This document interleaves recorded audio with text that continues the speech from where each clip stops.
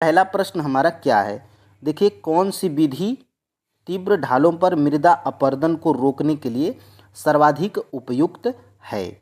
यानी कि वो कौन सी विधि है जो तीव्र ढालों पर मृदा अपरदन को रोकने के लिए सर्वाधिक उपयुक्त मानी जाती है। ठीक है, या क्या मल्चिंग है, या रक्षक मेखला है, या वेदिका फॉर्म है। देखिए फ्रेंड्स, ये सारी चीज़ें हम लोग प्रैक्टिस जो करते हैं वो आपके एनसीईआरटी और एससीईआरटी बुक में दी गई हैं। ठीक है, तो यहाँ पर फ्रेंड्स इसका राइट आंसर क्या होगा, वेदिका फॉर्म। ये वेदिका फॉर्म वो विधि है जो कि तीव्र ढालों पर मृदा अपरदन को रोकने के लिए एक सर्वाधिक उपयुक्त विधि है। ठीक है, तो ऑप्शन नंबर यहाँ से सी बिल्कुल राइट आंसर हो जाएगा। देखिए ये आपके जो है कि एनसीईआरटी बुक में दिया गया है। देखिए मृदा का निम्नीकरण और संरक्षण के उपाय, जिसमें से एक उपाय ये है, ये आपके टीआरई 1 में पूछा गया था। ठीक है, ये आपका टीआरई 1 में पूछा गया था। देखिए मल्च बनना, मल्च बनना क्या है, तो पौधों के बीच अनावरित भूमि जैव पदार्थ जैसे प्रवाल से ढक दी जाती है, इससे मृदा की आर्द्रता रुकी रहती है। एक आपका यह विधि है। और फ्रेंड्स देखिए एक वेदिका फॉर्म जो कि आपके जो है कि ऑप्शन में बताया गया था। देखिए चौड़े समतल सोपान अथवा वेदिका तीव्र ढालों पर बनाए जाते हैं ताकि सपाट सतह फसल उगाने के लिए उपलब्ध हो। इनसे पृष्ठीय प्रवाह और मृदा अपरदन कम होता है। ठीक है, तो यहाँ से ये आपका जो है कि प्रश्न बनाया गया था। और फ्रेंड्स ये देखिए आपका जो है कि देखिए समोच्च रेखी जुताई, समोच्च रेखी जुताई में होता क्या है, तो एक पहाड़ी ढाल पर समोच्च रेखाओं के समानांतर जुताई ढाल से नीचे बहते हुए जल के लिए एक प्राकृतिक अवरोध जो है कि अवरोध का निर्माण करती है। देखिए ये आपकी जो है कि क्या है, ये आपकी समोच्च रेखी जुताई है, ये वेदिका फॉर्म है। देखिए ढलान है। और यहाँ पर ये आपका क्या है, ये आपका जो है कि रक्षक मेखला है। ठीक है, देखिए रक्षक मेखला में होता क्या है, तो तटीय प्रदेशों और शुष्क प्रदेशों में पवन गति रोकने के लिए वृक्ष कतारों में लगाए जाते हैं ताकि मृदा आवरण को बचाया जा सके। तो यहाँ से ये है। और फ्रेंड्स यहाँ से देखिए निम्नलिखित में से कौन सी विधि तटीय प्रदेशों और शुष्क प्रदेशों में पवन गति को रोकने के लिए वृक्ष कतारों में लगाए जाते हैं ताकि मृदा आवरण को बचाया जा सके। तो इसका राइट आंसर क्या है, समोच्च रेखीय रोधिकाएं, या रक्षक मेखला, या मल्च बनाना। तो फ्रेंड्स इसका जो है कि राइट आंसर है ऑप्शन नंबर बी, रक्षक मेखला। अभी मैंने ऊपर आपको जो है कि बताया था ऑप्शन नंबर बी, रक्षक मेखला में फ्रेंड्स होता क्या है, तो ये देखिए आपका जो है कि रक्षक मेखला है। देखिए इसमें होता क्या है, देखिए तटीय प्रदेशों और शुष्क प्रदेशों में पवन गति को रोकने के लिए वृक्ष कतारों में लगाए जाते हैं ताकि मृदा आवरण को बचाया जा सके। ये देखिए कतारों में लगाया गया है, ये है आपका रक्षक मेखला। ठीक है, तो फ्रेंड्स जो चीज़ें आपकी एनसीईआरटी और एससीईआरटी बुक में दी गई हैं वहीं से 100% प्रश्न आपका जो है कि बनता है। ठीक है, और देखिए यहाँ से पीसी कल्चर निम्नलिखित में से किस से संबंधित है। तो फ्रेंड्स ये जो पीसी कल्चर है, क्या अंगूर की खेती से संबंधित है, या उद्यान कृषि से संबंधित है, या रेशम कीट पालन से संबंधित है, या उपयुक्त में से एक से अधिक, या उपयुक्त में से कोई नहीं। तो फ्रेंड्स ये जो पीसी कल्चर है ये आपका जो है कि मत्स्य पालन से संबंधित है। ठीक है, पीसी कल्चर किससे संबंधित है, तो मत्स्य पालन से संबंधित है, मत्स्य पालन से संबंधित है। ठीक है, मत्स्य पालन किसी भी ऑप्शन में नहीं है, तो उपयुक्त में से कोई नहीं जो है कि आपका राइट आंसर हो जाएगा ऑप्शन नंबर ई। और फ्रेंड्स देखिए ये आपके जो है कि एनसीईआरटी बुक में यहाँ पर दिया गया है। देखिए एग्रीसेरी पीसी वीटी हार्टी। देखिए एग्रीकल्चर में होता क्या है, तो मृदा की जुताई, फसलों को उगाना पशुपालन का विज्ञान एवं कला है, इसे खेती भी कहते हैं। ठीक है, और देखिए ये सेरीकल्चर में क्या होता है, तो रेशम का पालन किया जाता है। देखिए रेशम के कीटों का वाणिज्य पालन, यह कृषक की आय में पूरक हो सकता है। देखिए पीसी कल्चर क्या है, तो मत्स्य पालन, विशेष रूप से निर्मित तालाबों और पोखरों में मत्स्य पालन, ये क्या है, पीसी कल्चर है। और वीटी कल्चर क्या होता है, तो अंगूरों की खेती जो होती है वो वीटी कल्चर कहलाती है। और हर्टिकल्चर क्या है, तो उद्यान कृषि, ये हर्टिकल्चर से संबंधित है।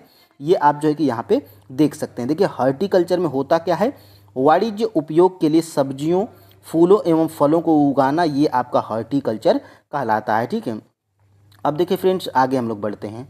स्थानांतरित कृषि और चालवासी पशुचारण शामिल है। यानी कि किस प्रकार की कृषि में ये स्थानांतरित कृषि और चालवासी पशुचारण जो है कि शामिल है। तो फ्रेंड्स ये जो है कि आपका किस में शामिल है, ये आपका जो है कि आदिम निर्वाह कृषि में ये जो है कि शामिल है। कौन? स्थानांतरित कृषि और चालवासी पशुचारण। तो ऑप्शन नंबर फ्रेंड्स यहाँ से बी बिल्कुल राइट आंसर हो जाएगा। देखिए फ्रेंड्स ये प्रश्न आपका जो है कि वेरी वेरी मोस्ट इम्पोर्टेंट है, जो प्रश्न हम करा रहे हैं, जो ये फ्रेंड्स आपके एनसीईआरटी और एससीईआरटी बुक में दी गई हैं। देखिए फ्रेंड्स यहाँ से ये गहन ये देखिए आदिम निर्वाह कृषि, आदिम निर्वाह कृषि में होता क्या है, तो स्थानांतरित कृषि और चालवासी पशुचारण शामिल हैं। सबसे पहले फ्रेंड्स यहाँ से देखिए कृषि के प्रकार, तो कृषि के प्रकार में एक क्या होता है, निर्वाह कृषि होती है। निर्वाह कृषि में देखिए गहन निर्वाह कृषि होती है और आदिम निर्वाह कृषि होती है, ठीक है। और यहाँ से फ्रेंड्स आगे जब हम लोग बढ़ते हैं तो देखिए स्थानांतरित कृषि मिल्पा कहाँ पर की जाती है, तो ये मैंने पहले ही बता दिया था कि ये जो मिल्पा नाम की स्थानांतरित कृषि है या खेती है, ये फ्रेंड्स आपकी जो है कि की जाती है मैक्सिको देश में, ठीक है। तो ऑप्शन नंबर यहाँ से सी बिल्कुल राइट आंसर हो जाएगा, ठीक है। अब देखिए फ्रेंड्स आगे हम लोग, और सबसे पहले यहाँ पे और बता दें, ये देखिए उत्तर पूर्वी भारत में जो है कि स्थानांतरित कृषि किस नाम से जानी जाती है, तो झूमिंग कृषि के नाम से जानी जाती है, ठीक है। तो झूमिंग कृषि आप जो है कि इसको याद रखिएगा। और ये जो है कि मलेशिया में लद्दांग नाम की कृषि की जाती है, जो कि स्थानांतरित कृषि है, ठीक है। और मेक्सिको में क्या है, ये मेक्सिको में क्या है, मिल्पा है, ठीक है। तो ये आप जो है कि याद रखिएगा। अब फ्रेंड्स आगे हम लोग बढ़ते हैं। देखिए यहाँ से दिया गया है, और ये देखिए स्थानांतरित कृषि, देखिए वृक्षों को काटकर जलाकर भूखंड को साफ किया जाता है, तब राख को मृदा में मिलाया जाता है।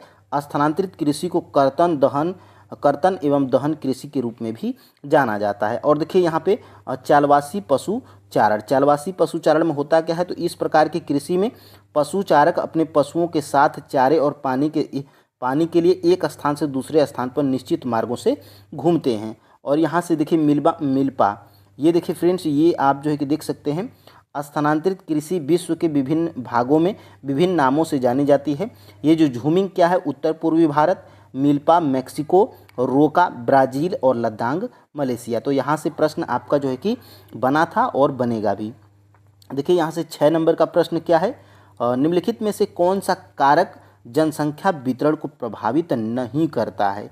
ये प्रश्न आपका पूछा गया था टीआरई जो है कि 3.06 to 8 में। तो ये जो है कि देखिए कितना महत्वपूर्ण है, निम्नलिखित में से कौन सा कारक जनसंख्या वितरण को प्रभावित नहीं करता है। तो फ्रेंड्स ये जलवायु, मृदा और खनिज, ये जो है कि प्रभावित करते हैं, ठीक है।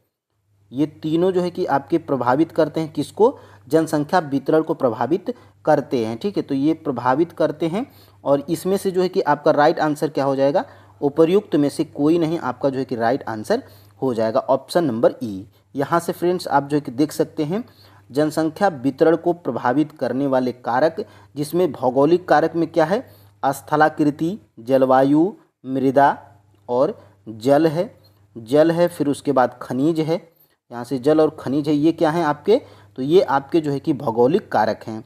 और इसमें से देखेंगे जब सामाजिक, सांस्कृतिक और आर्थिक कारक, तो देखिए आर्थिक कारक हो जाएगा, सांस्कृतिक कारक हो जाएगा, सामाजिक कारक हो जाएगा। तो ये आप जो है कि याद रखिएगा।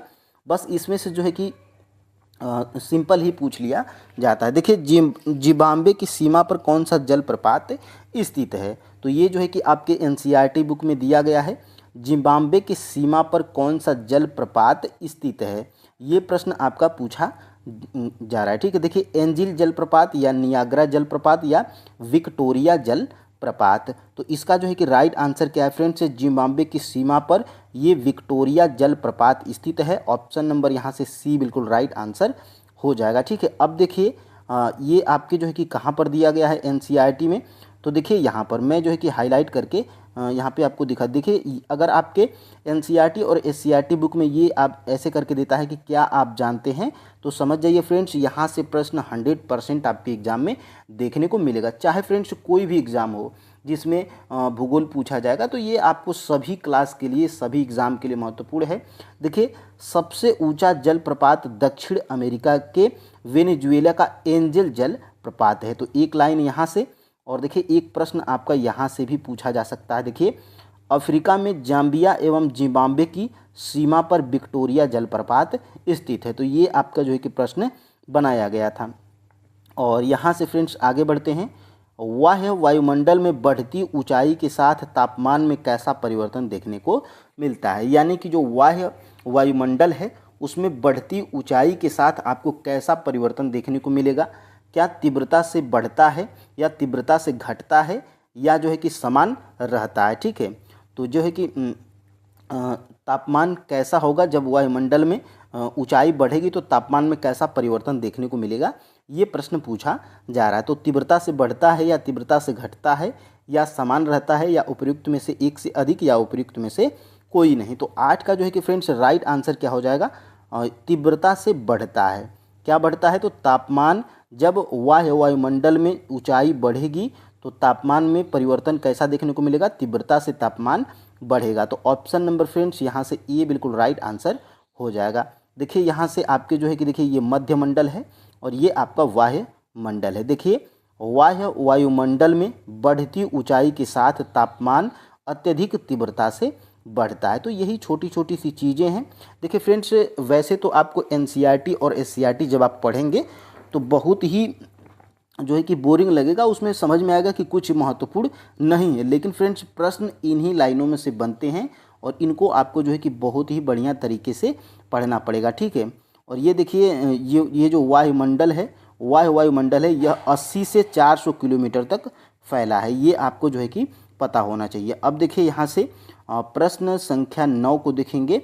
यहाँ से देखिए कब स्वेज नहर के खुलने से भारत और यूरोप के बीच की दूरी कम हो गई थी, यानी कि स्वेज नहर कब खुली थी और खुलने से इसके स्वेज नहर के भारत और यूरोप के बीच की दूरी कम हो गई थी। क्या 1779 ईस्वी में, 1879 या 1869 या उपयुक्त में से एक से अधिक या उपयुक्त में से कोई नहीं। तो फ्रेंड्स देखिएगा 1869 में स्वेज नहर खुली थी तो भारत और यूरोप के बीच की दूरी कम हो गई थी। कितना कम हो गई थी, तो 7000 जो है कि कम हो गई थी। ऑप्शन नंबर यहाँ से सी बिल्कुल राइट आंसर हो जाएगा। देखिए यहाँ से जब आप देखेंगे तो 7000 किलोमीटर यहाँ पे कम हो गई थी। देखिए क्या आप जानते हैं, वेरी वेरी मोस्ट ऐसे करके देता है तो वेरी वेरी मोस्ट है, मोस्ट इम्पोर्टेंट प्रश्न यहाँ से बनता है और पूछा जाता है। देखिए सन 1869 में स्वेज नहर के खुलने से भारत और यूरोप के बीच की दूरी 7000 किलोमीटर कम हो गई थी। तो अभी मैंने ऊपर आपको बताया था, यहाँ से जो है कि प्रश्न आपके एग्जाम में बन सकता है। अब देखिए हिमालय के ऊंचे शिखर कंचनजंगा की ऊंचाई कितनी है। देखिए फ्रेंड्स हिमालय के जितने ऊंचे शिखर हैं शायद 7 या 8 हैं, वो आपके एनसीईआरटी बुक में दिए गए हैं, अभी मैं नीचे बताऊंगा उनको। तो इनकी ऊंचाई पूछा जाता है। ठीक है, तो हिमालय का जो ऊंचा शिखर है कंचनजंगा, इसकी ऊंचाई कितनी है, ये जो है कि प्रश्न आपके एग्जाम में बन सकता है। ठीक है, तो इसका जो है कि राइट आंसर क्या हो जाएगा, 8598 जो है कि ये किमी इसकी ऊंचाई है। ठीक है, 8598 ये कंचनजंगा की क्या है, ऊंचाई है। ठीक है, अब देखिए फ्रेंड्स यहाँ से जो है कि आपके एग्जाम में प्रश्न बन सकता है। तो 8598 मीटर, अभी मैंने आपको किलोमीटर बता दिया था, तो इसको आप जो है कि मीटर समझिएगा। ठीक है, 8598 मीटर ये क्या है, हिमालय का ऊंचा शिखर है, ये कंचनजंगा की ऊंचाई है। ठीक है, तो ऑप्शन नंबर यहाँ से ए बिल्कुल राइट आंसर है। और देखिए हिमालय के कुछ ऊंचे शिखर, देखिए यही चारों मोस्ट इम्पोर्टेंट हैं और यहाँ से प्रश्न आपके एग्जाम में बनता है। ठीक है, तो नेपाल हिमालय का ऊंचा शिखर सबसे ऊंचा शिखर है माउंट एवरेस्ट, कहाँ पर है, तो नेपाल में है। इसकी ऊंचाई कितनी है, तो 8848 मीटर है। और कंचनजंगा जो कि भारत में है, इसकी ऊंचाई कितनी है, तो 8598 है। और मकालू ये क्या है, तो ये नेपाल में है, 8481 मीटर है। और धौलागिरी कहाँ पर है, तो नेपाल में है, 8172 मीटर इसकी ऊंचाई है। तो ये इम्पोर्टेंट हैं और इनको आप जो है कि स्क्रीनशॉट भी ले सकते हैं। ठीक है, अब देखिए फ्रेंड्स आगे हम लोग बढ़ते हैं। पूर्वी घाट का सर्वोच्च शिखर कौन सा है, यानी जो पूर्वी घाट है वहाँ पर जो है कि उसका सर्वोच्च शिखर क्या है, क्या कंचनजंगा है, महेंद्रगिरी है या अनाई मुड़ी है। तो फ्रेंड्स इसका जो है कि राइट आंसर क्या है, पूर्वी घाट का सर्वोच्च शिखर फ्रेंड्स महेंद्र गिरी है। ऑप्शन नंबर यहाँ से बी बिल्कुल राइट आंसर हो जाएगा। ये प्रश्न आपके जो है कि 6 to 8 में पूछा गया है। यहाँ पर आप लोग देख पा रहे होंगे, देखिए पश्चिमी घाट की ऊंचाई उत्तर से दक्षिण की ओर बढ़ती जाती है, ठीक है। इस भाग के ऊंचे शिखर कौन कौन से हैं, देखिए अनाईमुड़ी है, जिसकी जो है कि ये अनाईमुड़ी की ऊंचाई कितनी है, तो 2695 मीटर है। तथा डोडा बेटा, इसकी ऊंचाई कितनी है, तो ये जो है कि आपके 2600 जो है कि 33 है। और देखिए यहाँ से आपका प्रश्न, यहाँ से आपको प्रश्न को समझना है। देखिए पूर्वी घाट का सबसे ऊंचा शिखर महेंद्रगिरी है और 1500 मीटर इसकी ऊंचाई है। तो ये जो है कि प्रश्न आपका यहाँ से बनाया गया था। अब देखिए फ्रेंड्स आगे हम लोग बढ़ते हैं। सांभर झील को एक लवण झील वाली झील मानी जाती है, ये कहाँ पर स्थित है, यानी कि ये सांभर झील, ये लवणी झील है और ये सांभर झील जो है कि किस राज्य में स्थित है, ये प्रश्न कहने का मतलब है, ठीक है। तो ऑप्शन नंबर फ्रेंड्स यहाँ से बी बिल्कुल राइट आंसर हो जाएगा, ऑप्शन नंबर बी, यानी कि राजस्थान में सांभर झील स्थित है और ये जो है कि एक लवण जल वाली झील है, ठीक है। यहाँ पर पर्याप्त मात्रा में इस झील से नमक जो है कि प्राप्त किया जाता है, ठीक है। अब देखिए आगे हम लोग बढ़ते हैं और इसको देख लेते हैं। देखिए राजस्थान की सांभर झील जो एक लवण जल वाली झील है, ठीक है। तो एनसीईआरटी में साफ तौर पे एक लाइन में लिख दिया है और यही प्रश्न बन जाएगा। तो आप कहेंगे कि प्रश्न कहाँ से बनाया गया है, तो बिल्कुल टेंशन लेने की बात नहीं है, पैनिक आपको नहीं होना है, प्रश्न आपके यहीं से बनते हैं, ठीक है। अब देखिए आगे हम लोग बढ़ते हैं। यहाँ से देखिए बुलर झील निम्नलिखित में से किस राज्य में स्थित है, तो ये बुलर झील ये कहाँ पर स्थित है या किस राज्य में स्थित है, ये जो है कि प्रश्न पूछा गया है। तो ये बुलर झील फ्रेंड्स आपकी जम्मू कश्मीर राज्य में स्थित है। ऑप्शन नंबर यहाँ से ए बिल्कुल राइट आंसर हो जाएगा। और यहाँ से देखिए बुलर झील के बारे में भी दिया गया, देखिए जम्मू तथा कश्मीर की बुलर झील भूगर्भीय क्रियाओं से बनी है। यह भारत की सबसे बड़ी मीठे पानी वाली प्राकृतिक झील है। तो ये भी आपका इम्पोर्टेंट है, यहाँ से जो है कि प्रश्न आपके एग्जाम में बनता है। अब देखिए फ्रेंड्स आगे हम लोग बढ़ते हैं। यहाँ से देखते हैं निम्नलिखित नदियों में से कौन सी नदी भ्रंश घाटी से होकर बहती है, ये भी आपका इम्पोर्टेंट प्रश्न है। ये आपका टीजीटी में पूछा गया है, टीआरई 3 में, ठीक है। तो निम्नलिखित नदियों में से कौन सी नदी भ्रंश घाटी से होकर बहती है, तो फ्रेंड्स ये जो है कि आपकी ये तापी नदी जो है ये आपकी भ्रंश घाटी से होकर बहती है। ऑप्शन नंबर यहाँ से सी बिल्कुल राइट आंसर हो जाएगा। और यहाँ से फ्रेंड्स आप जो है कि देख पा रहे होंगे ये तापी द्रोणी, देखिए तापी नदी है और तापी का उद्गम मध्य प्रदेश के बैतूल जिले में सतपुड़ा की श्रृंखलाओं में है। तो इसका जो है कि उद्गम कहाँ से होता है, तो सतपुड़ा की श्रृंखला से होता है तापी नदी का, जो कि मध्य प्रदेश के बैतूल जिले में, ठीक है।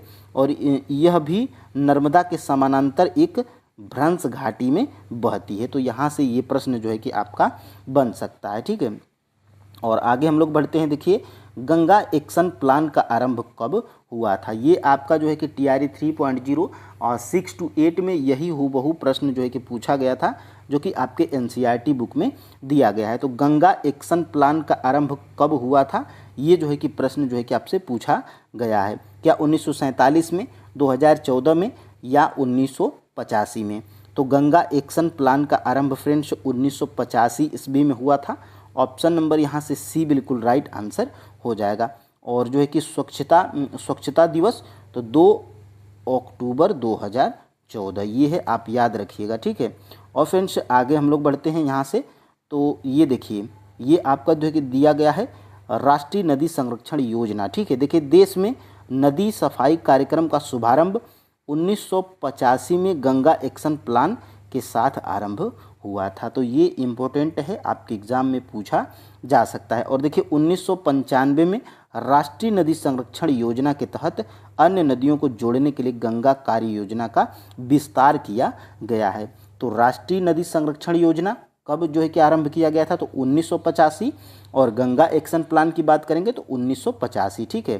तो 1995 और 1985 दोनों आप याद रखिएगा, स्क्रीनशॉट ले लीजिए और आपके जो है कि रिवीजन में हेल्प हो जाएगा।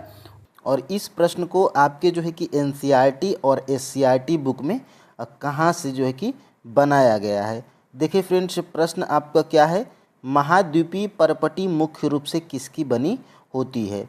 तो देखिएगा यहाँ से फ्रेंड्स महाद्वीपीय संहति, देखिए यहाँ से महाद्वीपीय संहति मुख्य रूप से सिलिका एवं एल्यूमिना जैसे खनिजों से बनी होती है। और ये प्रश्न आपका जो है कि टीआरई 1 में पूछा गया था। देखिए यहाँ से महासागर की परपटी मुख्यतः किसकी बनी होती है, तो सिलिका एवं मैग्नीशियम की बनी होती है। देखिए फ्रेंड्स, हम लोग उसी वे में प्रैक्टिस सेट कर रहे हैं जिस वे में आपके टीआरई 1, टीआरई 2 और टीआरई 3 के प्रश्न पूछे गए हैं। और सभी प्रश्न आपके जो है कि एनसीईआरटी और एससीईआरटी से पूछे जा रहे हैं। तो डेली हम लोग इसी तरह की प्रैक्टिस सेट करते हैं। तो फ्रेंड्स, चैनल पे नए हैं तो चैनल को दोस्त सब्सक्राइब अवश्य कर लीजिएगा। यहाँ से अब देखिए हम लोग पहले प्रश्न के साथ में हम लोग स्टार्ट करेंगे। देखिए फ्रेंड्स, पहला प्रश्न हमारा क्या है, रबड़ का संबंध किस प्रकार की वनस्पति से है। देखिए रबड़ का संबंध जो है कि किस प्रकार की वनस्पति से है, क्या टुंड्रा की वनस्पति या मैंग्रोव की वनस्पति या उष्णकटिबंधीय वर्षा वन की वनस्पति से रबड़ का संबंध है। तो फ्रेंड्स देखिएगा इसका जो है कि राइट आंसर क्या हो जाएगा, तो इसका राइट आंसर फ्रेंड्स जो है कि ऑप्शन नंबर सी बिल्कुल राइट आंसर हो जाएगा।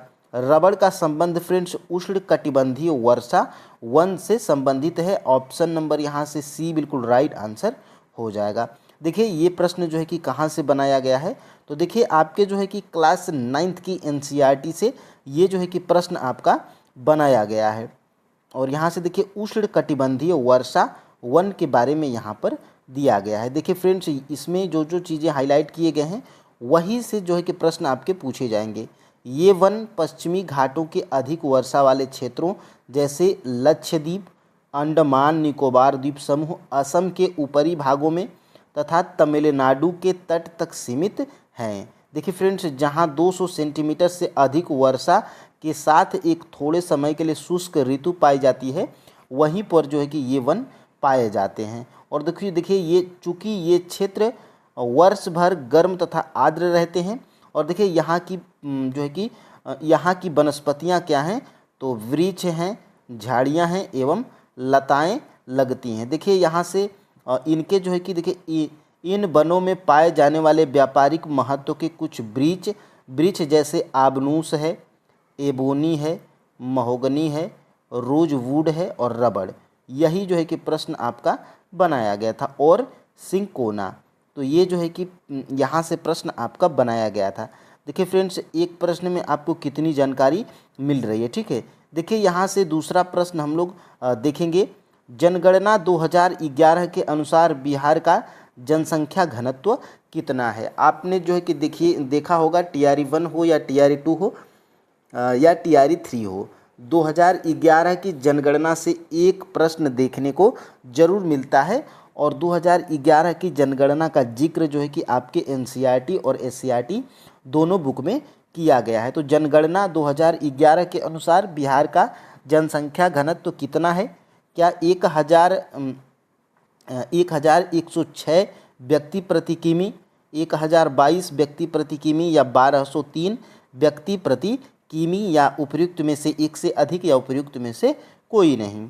तो इसका फ्रेंड्स राइट आंसर क्या है, ऑप्शन नंबर ए। 2011 की जनगणना के अनुसार बिहार राज्य का जनसंख्या घनत्व 1106 व्यक्ति प्रति किमी था। ये जो है कि आप याद रखिएगा। यहाँ से देखिए ये प्रश्न आपके जो है कि एनसीईआरटी और एससीईआरटी दोनों बुक में दिया गया है। देखिए फ्रेंड्स, यहाँ से सबसे पहले आप इसको देख लीजिए। क्या आप जानते हैं, देखिए केवल बांग्लादेश तथा जापान का जनसंख्या घनत्व भारत से अधिक है। बांग्लादेश एवं जापान का जनसंख्या घनत्व ये ज्ञात करना है आपको। तो यहाँ से आप जो है कि सर्च करके अपने नोटबुक में लिख सकते हैं, ठीक है। देखिए यहाँ से 2011 में भारत का जनसंख्या घनत्व कितना था, 382। पूरे भारत का जनसंख्या घनत्व 2011 की जनगणना के अनुसार 382 व्यक्ति प्रति किलो वर्ग किमी था। और यहाँ पे देखिए इस एनसीईआरटी बुक में बिहार का भी जिक्र कर दिया गया है। देखिए फ्रेंड्स, यहाँ से जहाँ बिहार का जनसंख्या घनत्व 1106 व्यक्ति प्रति किमी है। तो ये जो है कि आप याद रखिएगा। और यहाँ से फ्रेंड्स अरुणाचल प्रदेश, वहीं अरुणाचल प्रदेश में यह 17 व्यक्ति प्रति किलोमीटर है। तो ये भी आप जो है कि याद रखिए। देखिए, राज्य स्तरीय जनसंख्या घनत्व के असमान वितरण को दर्शाता है। तो ये भी आप जो है कि देख सकते हैं। यहाँ से देखिए 3 नंबर का प्रश्न हमारा क्या कह रहा है। देखिए, इस तरह का प्रश्न एक जो है कि आपके TRE 1 में भी पूछा गया था, TRE 3 में भी पूछा गया था और TRE 1 में भी पूछा गया था। देखिए, जनसंख्या में होने वाले परिवर्तन की मुख्य प्रक्रियाएं कौन सी हैं। तो जनसंख्या में होने वाले परिवर्तन की मुख्य प्रक्रियाएं फ्रेंड्स, जन्म दर भी है, मृत्यु दर भी है और प्रवास भी है। इसलिए फ्रेंड्स यहाँ से उपयुक्त में से जो है कि एक से अधिक आपका आंसर हो जाएगा। ऑप्शन नंबर फ्रेंड्स यहाँ से डी बिल्कुल राइट आंसर हो जाएगा। देखिए, ये आपके जो है कि क्लास 9th की NCERT में दिया गया है, जनसंख्या वृद्धि परिवर्तन की प्रक्रिया। देखिए, जनसंख्या में होने वाले परिवर्तन की 3 मुख्य प्रक्रियाएं हैं। क्या क्या है? जन्म दर, मृत्यु दर एवं प्रवास। तो ये जो है कि तीनों आप याद रखिएगा। और यहाँ से फ्रेंड्स देखिएगा, यहाँ से देखिए, भारत में हमेशा जन्म दर मृत्यु दर से अधिक रहा है। यही कारण है कि फ्रेंड्स हमारे जो है कि भारत की जनसंख्या बढ़ती जा रही है। ठीक है, यहाँ से देखिएगा, ये प्रश्न आपके जो है कि TRE 1 में पूछा गया था। ठीक है, जो कि इसी चैप्टर से पूछा गया था और क्लास 9th के NCERT से। देखिए 93 नंबर का, जनसंख्या की वहन क्षमता किसके द्वारा निर्धारित की जाती है। तो जनसंख्या की वहन क्षमता जो है कि ये जो है कि सीमित संसाधन के द्वारा जो है कि निर्धारित की जाती है। ऑप्शन नंबर फ्रेंड्स यहाँ से सी बिल्कुल राइट आंसर हो जाएगा। ये TRE 1 PRT का PYQs है, इसको हमने यहाँ पे दिखा दिया। देखिए फ्रेंड्स, ये जो है कि आपका 93 नंबर का प्रश्न है और ये जो है कि फाइनल आंसर की देखिए सीरीज ए है और इसमें जो है कि 93 का राइट आंसर क्या है, यहाँ पे सी है राइट आंसर। तो इस प्रश्न को भी आप जो है कि साथ में देख लीजिएगा। और जैसे कि आपको पता है कि प्रीवियस ईयर के 2-3 प्रश्न जो है कि हर बार पूछ लिए जाते हैं। तो TRE 1, TRE 2 और TRE 3 के सभी PYQs मैं करवा दिया हूँ, वहाँ से आप जो है कि देख सकते हैं। और 4 नंबर के प्रश्न को आप देखिए। यहाँ से निम्नलिखित में से कौन सा जलवायु को प्रभावित करने वाला कारक है, यानी कि इनमें से कौन सा जो है कि जलवायु को प्रभावित करने वाला कारक है। क्या समुद्र से दूरी ये जो है कि जलवायु को प्रभावित करने वाला कारक है, या अक्षांश या वायुदाब, या उपयुक्त में से एक से अधिक, या उपयुक्त में से कोई नहीं। तो ये जो है कि फ्रेंड्स आपका जो है कि राइट आंसर क्या हो जाएगा। तो इसका जो है कि राइट आंसर हो जाएगा फ्रेंड्स ऑप्शन नंबर डी, उपयुक्त में से एक से अधिक। और देखिए फ्रेंड्स, समुद्र से दूरी, अक्षांश और वायुदाब ये तीनों जो है कि जलवायु को प्रभावित करने वाले कारक हैं। और ये देखिए आपके जो है कि NCERT बुक में भी दिया गया है। देखिए यहाँ से क्या आप जानते हैं, देखिए असम में प्रायः कुछ घर बांस के खंभों पर बने होते हैं, ये भी आप जो है कि जानकारी ले लीजिए। और जलवायु नियंत्रण, देखिए फ्रेंड्स, किसी भी क्षेत्र की जलवायु को नियंत्रित करने वाले 6 प्रमुख कारक होते हैं, जिसमें अक्षांश है और तुंगता है जिसको ऊंचाई कहते हैं, वायुदाब है, पवन तंत्र है, समुद्र से दूरी है, महासागरीय धाराएं हैं तथा उच्चावच लवण है। ये जो है कि आपके जलवायु को प्रभावित करने वाले या जलवायु को नियंत्रित करने वाले कारक हैं। इसको जो है कि आप याद रखिएगा। और देखिए, जब कोई व्यक्ति पृथ्वी की सतह से ऊंचाई की ओर जाता है तो वायुमंडल की सघनता कम हो जाती है तथा तापमान घट जाता है। ये भी आप जो है कि याद रखिएगा। और यहाँ से फ्रेंड्स बढ़ते हैं हम लोग 5 नंबर के प्रश्न की तरफ। देखिए फ्रेंड्स, जो है कि ये 1992 में आयोजित पृथ्वी सम्मेलन कहाँ पर हुआ था। तो ये भी महत्वपूर्ण प्रश्न है और ये जो है कि प्रश्न आपके जो है कि एग्ज़ाम में पूछा जा सकता है। 1992 में आयोजित पृथ्वी सम्मेलन कहाँ पर हुआ था।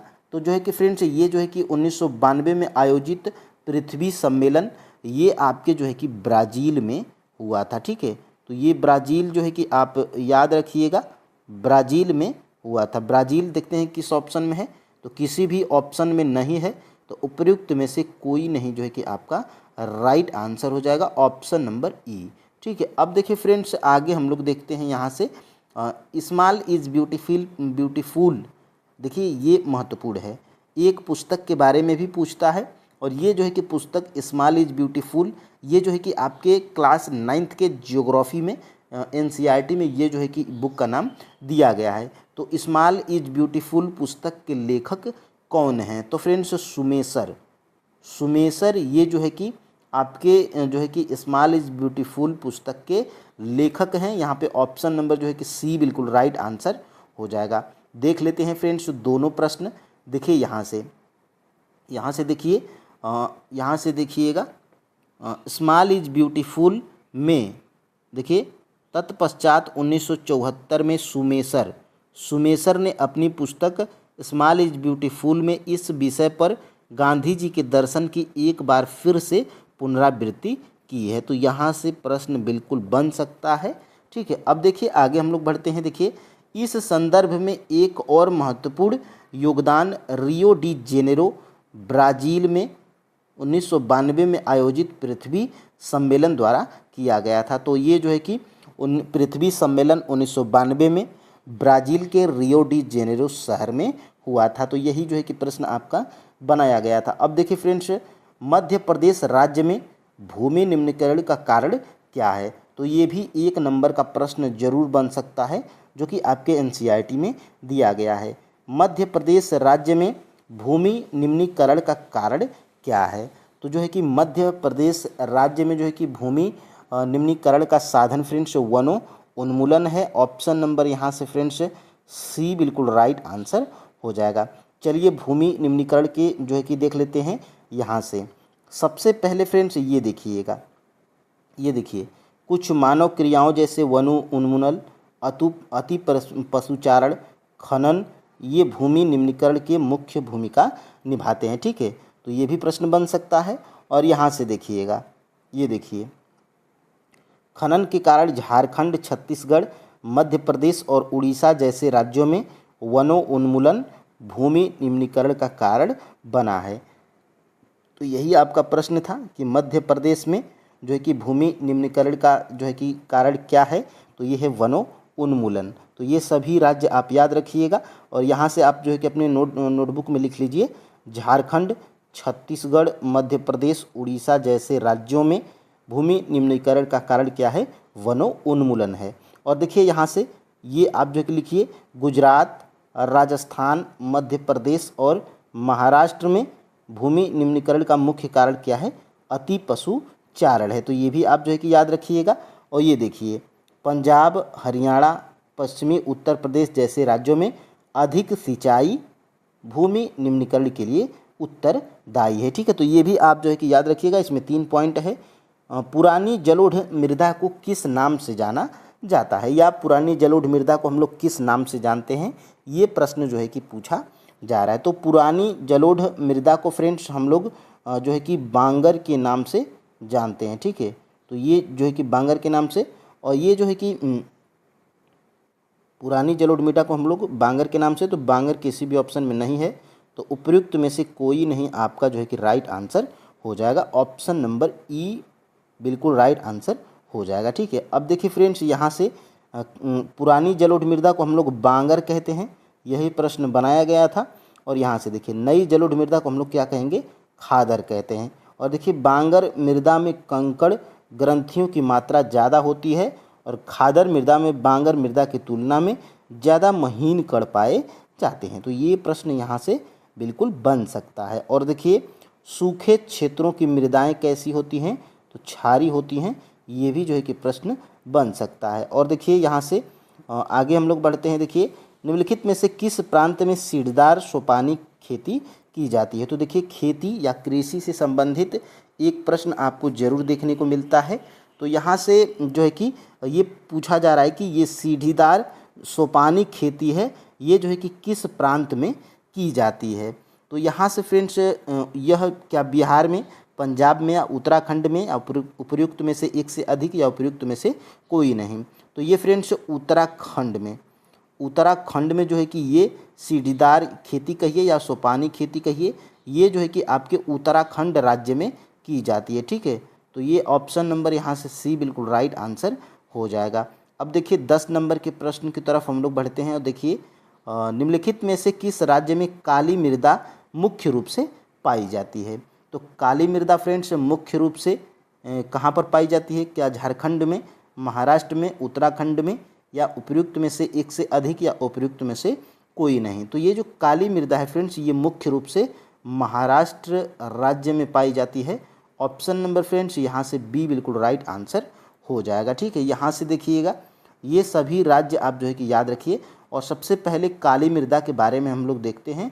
तो काली मृदा को हम लोग देखिए रेगुर मृदा के नाम से भी जानते हैं। ठीक है, और काली मृदा कपास की खेती के लिए उचित समझी जाती है और काली कपास मृदा के नाम से भी जानी जाती है। तो ये काली मृदा को हम लोग काली कपास मृदा के नाम से भी जानते हैं। और ये देखिए इस प्रकार की मृदाएं दक्कन पठार बेसाल्ट क्षेत्र के उत्तर पश्चिमी भागों में पाई जाती है। तो यहाँ से जो है कि प्रश्न बन सकता है। और यहाँ से देखिए ये मृदाएं यानी कि काली मृदा मुख्य रूप से महाराष्ट्र में पहले नंबर पर, सौराष्ट्र, मालवा, मध्य प्रदेश, छत्तीसगढ़ के पठार पर पाई जाती है। तो ये यहाँ से प्रश्न जो है कि आपका बन सकता है।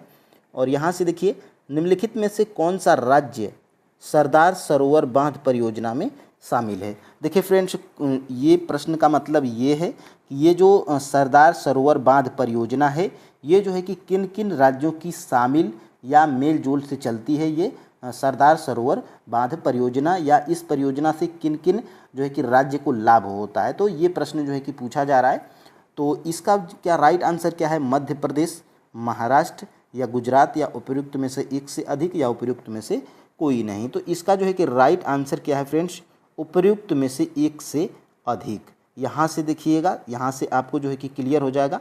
देखिए सरदार सरोवर बांध जो है कि गुजरात में है, नर्मदा नदी पर बनाया गया है। तो एक प्रश्न यहाँ से बन सकता है। और देखिए दूसरा, यह भारत की एक बड़ी जल संसाधन परियोजना है जिसमें 4 राज्य शामिल हैं। कौन से? महाराष्ट्र, मध्य प्रदेश, गुजरात और राजस्थान। तो महाराष्ट्र, मध्य प्रदेश और गुजरात, महाराष्ट्र, मध्य प्रदेश और गुजरात, तो तीनों ही हैं। इसमें राजस्थान भी है। तो यहाँ से इसमें क्या है? इसमें राजस्थान भी है। ठीक है, तो ये राजस्थान भी है। तो ये 4 राज्य आपके शामिल हैं, इसीलिए जो है कि इसका राइट आंसर क्या है? उपयुक्त में से एक से अधिक है। ठीक है, अब 12 नंबर के प्रश्न को हम लोग देख लेते हैं। यहाँ से 12 नंबर का प्रश्न, वह कौन सा राज्य है जहाँ पर पूरे राज्य में छत पर घर में, ये देखिए कौन सा राज्य है जहाँ पर पूरे राज्य में हर घर में छत वर्षा जल संग्रहण ढांचों का बनना आवश्यक कर दिया गया है। इस संदर्भ में दोषी व्यक्तियों पर कानूनी कार्रवाई हो सकती है। यानी कि ये जो है कि प्रश्न का मतलब क्या है कि वो कौन सा राज्य है जहाँ पर पूरे राज्य में हर घर में छत वर्षा जल संग्रहण ढांचों का बनना अनिवार्य कर दिया है।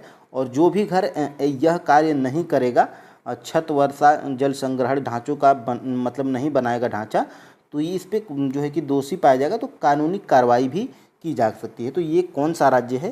तो ये आपका जो है कि फ्रेंड्स राज्य है तमिलनाडु। ऑप्शन नंबर फ्रेंड्स ये बिल्कुल राइट आंसर है। और ये जो है कि आपका वीवी मोस्ट इम्पोर्टेंट यानी कि वेरी मोस्ट इम्पोर्टेंट प्रश्न है। यहाँ से देखिए ये आपके जो है कि एनसीईआरटी में दिया गया है, तमिलनाडु है। और यहाँ से देखिए एक रोचक तथ्य है, देखिए यहाँ से मैं लिखा क्या हूँ, TRE 3.0628 SST में ये प्रश्न जो है कि पूछा गया है। देखिए तमिलनाडु एक ऐसा राज्य है जहाँ पूरे राज्य में हर घर में छत वर्षा जल संग्रहण ढांचों का बनना आवश्यक कर दिया गया है। इस संदर्भ में दोषी व्यक्तियों पर कानूनी कार्रवाई हो सकती है। तो ये राज्य कौन सा है? तमिलनाडु है। ठीक है, तो ऑप्शन नंबर यहाँ से जो है कि कौन सा सही था? यहाँ से जो है कि आपका ऑप्शन नंबर कौन सा सही था? ऑप्शन नंबर ए बिल्कुल राइट आंसर था। ठीक है, अब देखिए फ्रेंड्स आगे हम लोग बढ़ते हैं। बांस ड्रिप सिंचाई प्रणाली कहाँ पर होती है? यानी कि ये जो बांस ड्रिप सिंचाई प्रणाली है ये कहाँ पर जो है कि की जाती है? तो ये फ्रेंड्स जो है कि की जाती है आपकी ये मेघालय राज्य में। ठीक है, तो मेघालय में जो है कि ये बांस ड्रिप सिंचाई प्रणाली से सिंचाई की जाती है। मेघालय राज्य है, बांस ड्रिप सिंचाई प्रणाली मेघालय, याद रखिएगा। ठीक है, तो उपयुक्त में से कोई नहीं आपका जो है कि राइट आंसर हो जाएगा ऑप्शन नंबर ई बिल्कुल राइट आंसर हो जाएगा। ठीक है, अब देखिए 14 नंबर के प्रश्न को देखिए, इस प्रश्न को हम लोग देख लेते हैं। ये भी प्रश्न आपके TRE 3.0628 SST में ये प्रश्न पूछा गया था। देखिए, बांस ड्रिप सिंचाई प्रणाली मेघालय राज्य। ठीक है, तो मेघालय में नदियों व झरनों के जल को बांस द्वारा बने पाइप द्वारा एकत्रित करके 200 वर्ष पुरानी विधि प्रचलित है। कहाँ पर? तो मेघालय राज्य में। ठीक है, तो ये आप जो है कि याद रखिएगा। और फ्रेंड्स आगे हम लोग बढ़ते हैं। देखिए यहाँ से निम्न में से कौन सी फसल खरीफ की फसल है? तो इससे भी एक प्रश्न जो है कि जरूर पूछा जाता है। तो निम्नलिखित में से जो है कि निम्न में से कौन सी फसल खरीफ की फसल है? तो सबसे पहले फ्रेंड्स ये देखिए, खीरा और तरबूज ये क्या है? तो खीरा और तरबूज ये जो है कि जायद की फसल है। ठीक है, जायद की फसल है। और ये जो है कि कपास क्या है? तो कपास फ्रेंड्स एक जो है कि खरीफ की फसल है। यही जो है कि हमारा राइट आंसर है। ऑप्शन नंबर जो है कि सी बिल्कुल राइट आंसर हो जाएगा। ठीक है, यहाँ से देखिए ये प्रश्न जो है कि बनाया गया है। देखिए कपास को भारत के पौधे का मूल स्थान माना जाता है। सूती कपड़ा उद्योग में कपास का एक मुख्य कच्चा माल है। कपास उत्पादन में भारत का विश्व में चीन के बाद दूसरा स्थान है।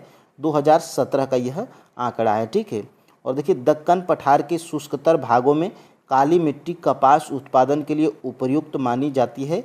इस फसल को उगाने के लिए उच्च तापमान, हल्की वर्षा या सिंचाई, 210 पाला रहित दिन और खिली धूप की आवश्यकता होती है। और यह देखिए क्या है? तो यह एक खरीफ की फसल है। ठीक है, तो कपास एक खरीफ की फसल है। और जो है कि ये जो एक प्रश्न आपका यहीं से बनाया गया था। और ये देखिए TRE 1 में एक प्रश्न पूछा गया था। देखिए, रबी और खरीफ फसल ऋतुओं के बीच ग्रीष्म ऋतु में बोई जाने वाली फसल को जायद की फसल कहते हैं। और जायद की फसलें कौन कौन सी हैं? तो जायद ऋतु में मुख्यतः तरबूज, खरबूज, खीरे, सब्जियों और चारे की फसलों की खेती की जाती है। तो ये दो ऑप्शन आपके यहाँ से थे और एक ऑप्शन आपका कपास से था जो कि खरीफ की फसल थी। ठीक है, अब देखिए फ्रेंड्स आगे हम लोग बढ़ते हैं। महाद्वीपीय परपटी मुख्य रूप से किसकी बनी होती है? तो ये हमने जो है कि पहले ही बता दिया था। ऑप्शन नंबर यहाँ से फ्रेंड्स डी बिल्कुल राइट आंसर हो जाएगा। कैसे डी राइट आंसर होगा?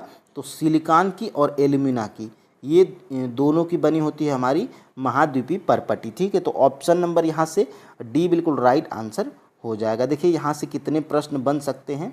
तो ये देखिए, पृथ्वी की सतह की सबसे ऊपरी परत को परपटी कहते हैं और परपटी यह सबसे पतली परत होती है। ठीक है, यह महाद्वीपीय संहति में 35 किलोमीटर एवं समुद्र सतह से केवल 5 किलोमीटर तक है। कौन सी? तो ये परपटी। ठीक है, और देखिए महाद्वीपीय, ये देखिए फ्रेंड्स ये आपका जो है कि ये पिंक कलर से जो हाईलाइट किया हूँ, देखिए महाद्वीपीय संहति मुख्य रूप से सिलिका एवं एल्यूमिना जैसे खनिजों से बनी होती है। ठीक है, और देखिए ये आपका जो है कि TRE 3 में ये प्रश्न पूछा गया था। महासागर की परपटी मुख्यतः सिलिका एवं मैग्नीशियम की बनी होती है। ठीक है, तो यहाँ से जो है कि प्रश्न बन सकता है। और परपटी के ठीक नीचे कौन सी जो है कि ये है? तो मेटल है जो 2900 किलोमीटर की गहराई तक फैला है। और इसकी सबसे आंतरिक परत क्या है?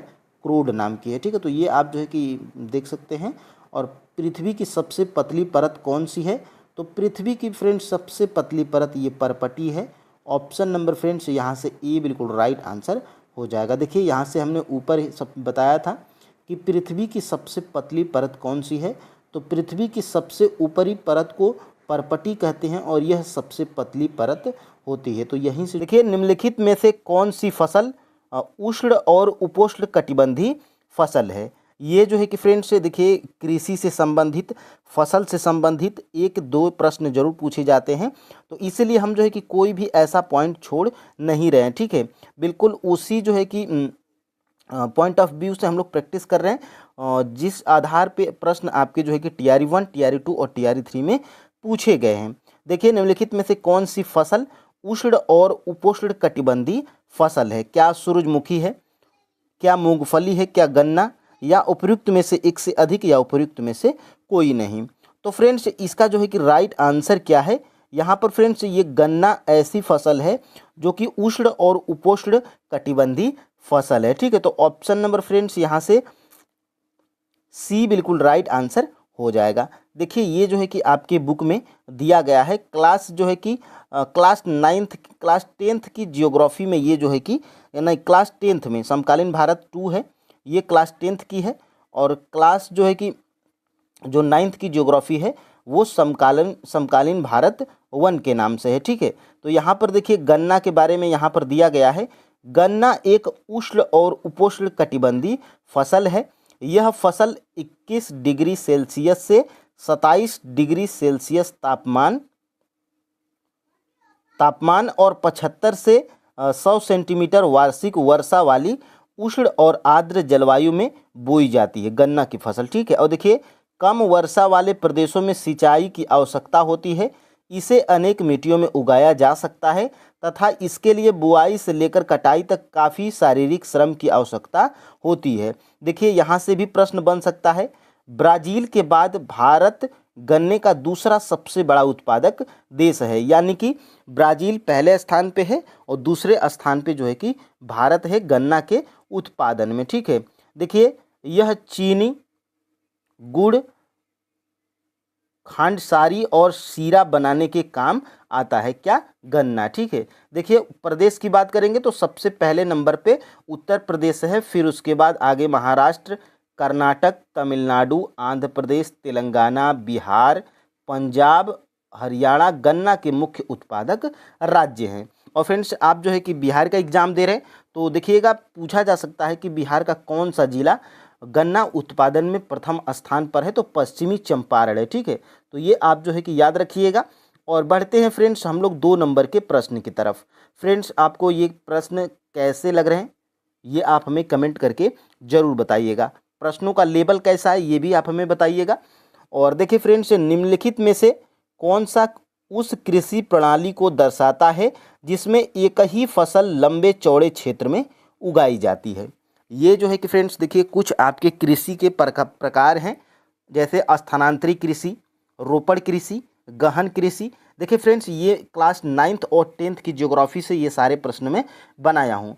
और फ्रेंड्स देखिए क्लास 9th की ज्योग्राफी एनसीईआरटी की, क्लास 10th की एनसीईआरटी ज्योग्राफी की पूरा मैं चैप्टर वाइज कंप्लीट करवा दिया हूँ, एमसीक्यूज और जो है कि फैक्ट के साथ में। ठीक है, उसमें प्लेलिस्ट बनी है, वहाँ पे आप जाके देख सकते हैं नहीं देखें तो। और फ्रेंड्स यहाँ से देखिए निम्नलिखित में से कौन सा उस कृषि प्रणाली को दर्शाता है जिसमें एक ही फसल लंबे चौड़े क्षेत्र में उगाई जाती है? तो फ्रेंड्स वो कृषि है आपकी रोपड़ कृषि। रोपड़ कृषि फ्रेंड्स ऐसी होती है कृषि जो कि जिसमें एक ही फसल लंबे चौड़े क्षेत्र में उगाई जाती है। यहाँ पर फ्रेंड्स ऑप्शन नंबर यहाँ से बी बिल्कुल राइट आंसर हो जाएगा। देखिए रोपड़ कृषि में जो है कि क्या क्या किस चीज़ की खेती होती है, तो यहाँ पर आप जो है कि देख पा रहे हो। देखिए रोपड़ कृषि भी एक प्रकार की वाणिज्य खेती है। इस प्रकार की खेती लंबे चौड़े क्षेत्र में एकल फसल बोई जाती है। देखिए रोपड़ कृषि उद्योग कृषि के बीच एक अंतरापृष्ठ है।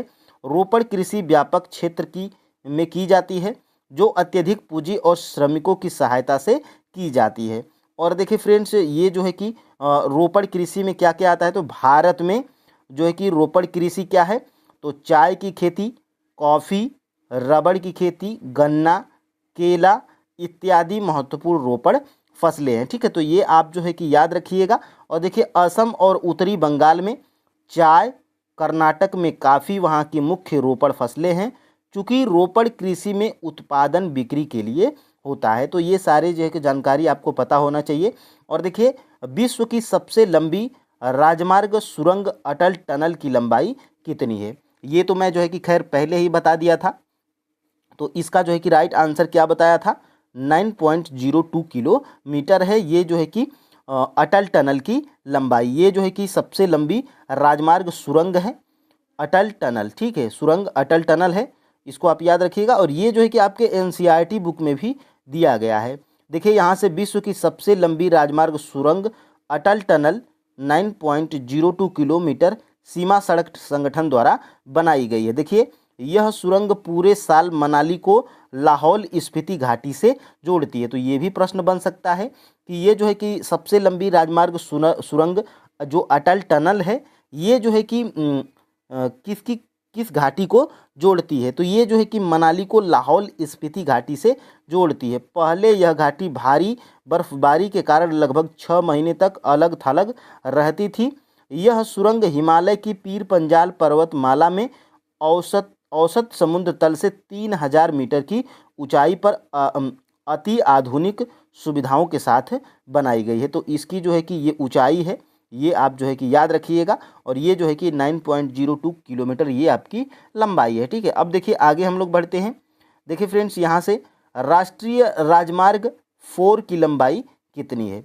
देखिए सबसे पहले राष्ट्रीय जलमार्ग कितने हैं? तो टोटल आपके राष्ट्रीय जलमार्ग जो है कि 5 हैं। ठीक है, देखिए 6 to 8 में एक प्रश्न पूछा गया था इस टॉपिक से, राष्ट्रीय जलमार्ग से। ठीक है, तो ये देखिए राष्ट्रीय जलमार्गों की संख्या 5 है, जिसमें जो राष्ट्रीय जलमार्ग संख्या ये 4 नंबर का है, इसकी लंबाई कितनी है? तो फ्रेंड्स इसकी जो है कि लंबाई देखिए, ये जो राष्ट्रीय जलमार्ग 4 है, इसकी जो है कि लंबाई कितनी है? 1078 किलोमीटर है। ठीक है, तो ये जो है कि आपका किसी भी ऑप्शन में नहीं है, तो उपयुक्त में से कोई नहीं आपका राइट आंसर हो जाएगा। देखिए पांचों राष्ट्रीय जलमार्ग हम लोग देख लेते हैं। देखिए हल्दिया तथा इलाहाबाद, ये आपका जो है कि नौगम्य जलमार्ग संख्या 1 है। कहाँ कहाँ तक? तो हल्दिया तथा इलाहाबाद के मध्य। देखिए इसकी लंबाई कितनी है? तो 1620 जो है कि किलोमीटर लंबा है, ये जो है कि जलमार्ग संख्या पहला। ठीक है, दूसरी देख लेते हैं, नौगम्य जलमार्ग संख्या 2 सदिया व धुबरी के मध्य है। इसकी लंबाई कितनी है? 891 जो है कि किलोमीटर, ब्रह्मपुत्र नदी जल मार्ग है। और ये हल्दिया इलाहाबाद वाला ये गंगा जल मार्ग है। ठीक है, और देखिए केरल में पश्चिम तट पर तटीय नहर कोट्टापुरम से कोल्लम तक उद्योग मंडल चंपक्कारा नहरें, देखिए ये जो है कि नौगम्य जलमार्ग संख्या 3 है, इसकी लंबाई 205 किलोमीटर है। और ये देखिए राष्ट्रीय जलमार्ग संख्या 4, जिसको हम लोग अभी देखें 1078 किलोमीटर, काकीनाडा और पुद्दुचेरी नहर स्ट्रेच के साथ गोदावरी व कृष्णा नदी का विशेष विस्तार है। तो यहाँ से प्रश्न बन सकता है।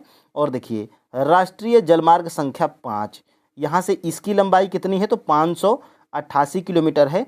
माताई नदी महानदी के डेल्टा चैनल, ब्रह्मणी नदी और पूर्वी तटीय नहर के साथ ब्रह्मणी नदी का विशेष विस्तार है। तो ये जो है कि प्रश्न जो है कि पूछा जा सकता है। और फ्रेंड्स आगे हम लोग बढ़ते हैं। देखिए देश का 95% मुद्रा रूप में 68% समुद्रों द्वारा होता है। तो ये भी आंकड़ा आपके एनसीईआरटी में दिया गया है, तो इसको याद रखिए। देखिए वायु परिवहन का राष्ट्रीयकरण कब किया गया था? देखिए बैंकों का राष्ट्रीयकरण कब किया गया था, तो ये प्रश्न बनता है। लेकिन फ्रेंड्स ये आपके एनसीईआरटी में दिया गया है कि वायु परिवहन का राष्ट्रीयकरण कब किया गया था। तो वायु परिवहन का राष्ट्रीयकरण फ्रेंड्स 1953 में किया गया था। ऑप्शन नंबर फ्रेंड्स यहाँ से ए बिल्कुल राइट आंसर हो जाएगा। देखिए ये आपके जो है कि एनसीईआरटी बुक में दिया गया है। देखिए यहाँ से सन 1953 में, देखिए सन 1953 में वायु परिवहन का राष्ट्रीयकरण किया गया। ये डेट आपके एनसीईआरटी में दी गई है, तो पूछा जा सकता है। ठीक है, अब देखिए फ्रेंड्स आगे हम लोग बढ़ते हैं। गुजरात से अरुणाचल प्रदेश के स्थानीय समय में कितने घंटे का अंतर है? एक ग्रीनविच पूछा जाता है जो कि टीआरई 3 में पूछा गया था, जिसमें 5.5 घंटा का अंतर है। लेकिन एक और एनसीईआरटी में दिया गया है, गुजरात से अरुणाचल प्रदेश के स्थानीय समय में कितने घंटे का अंतर है?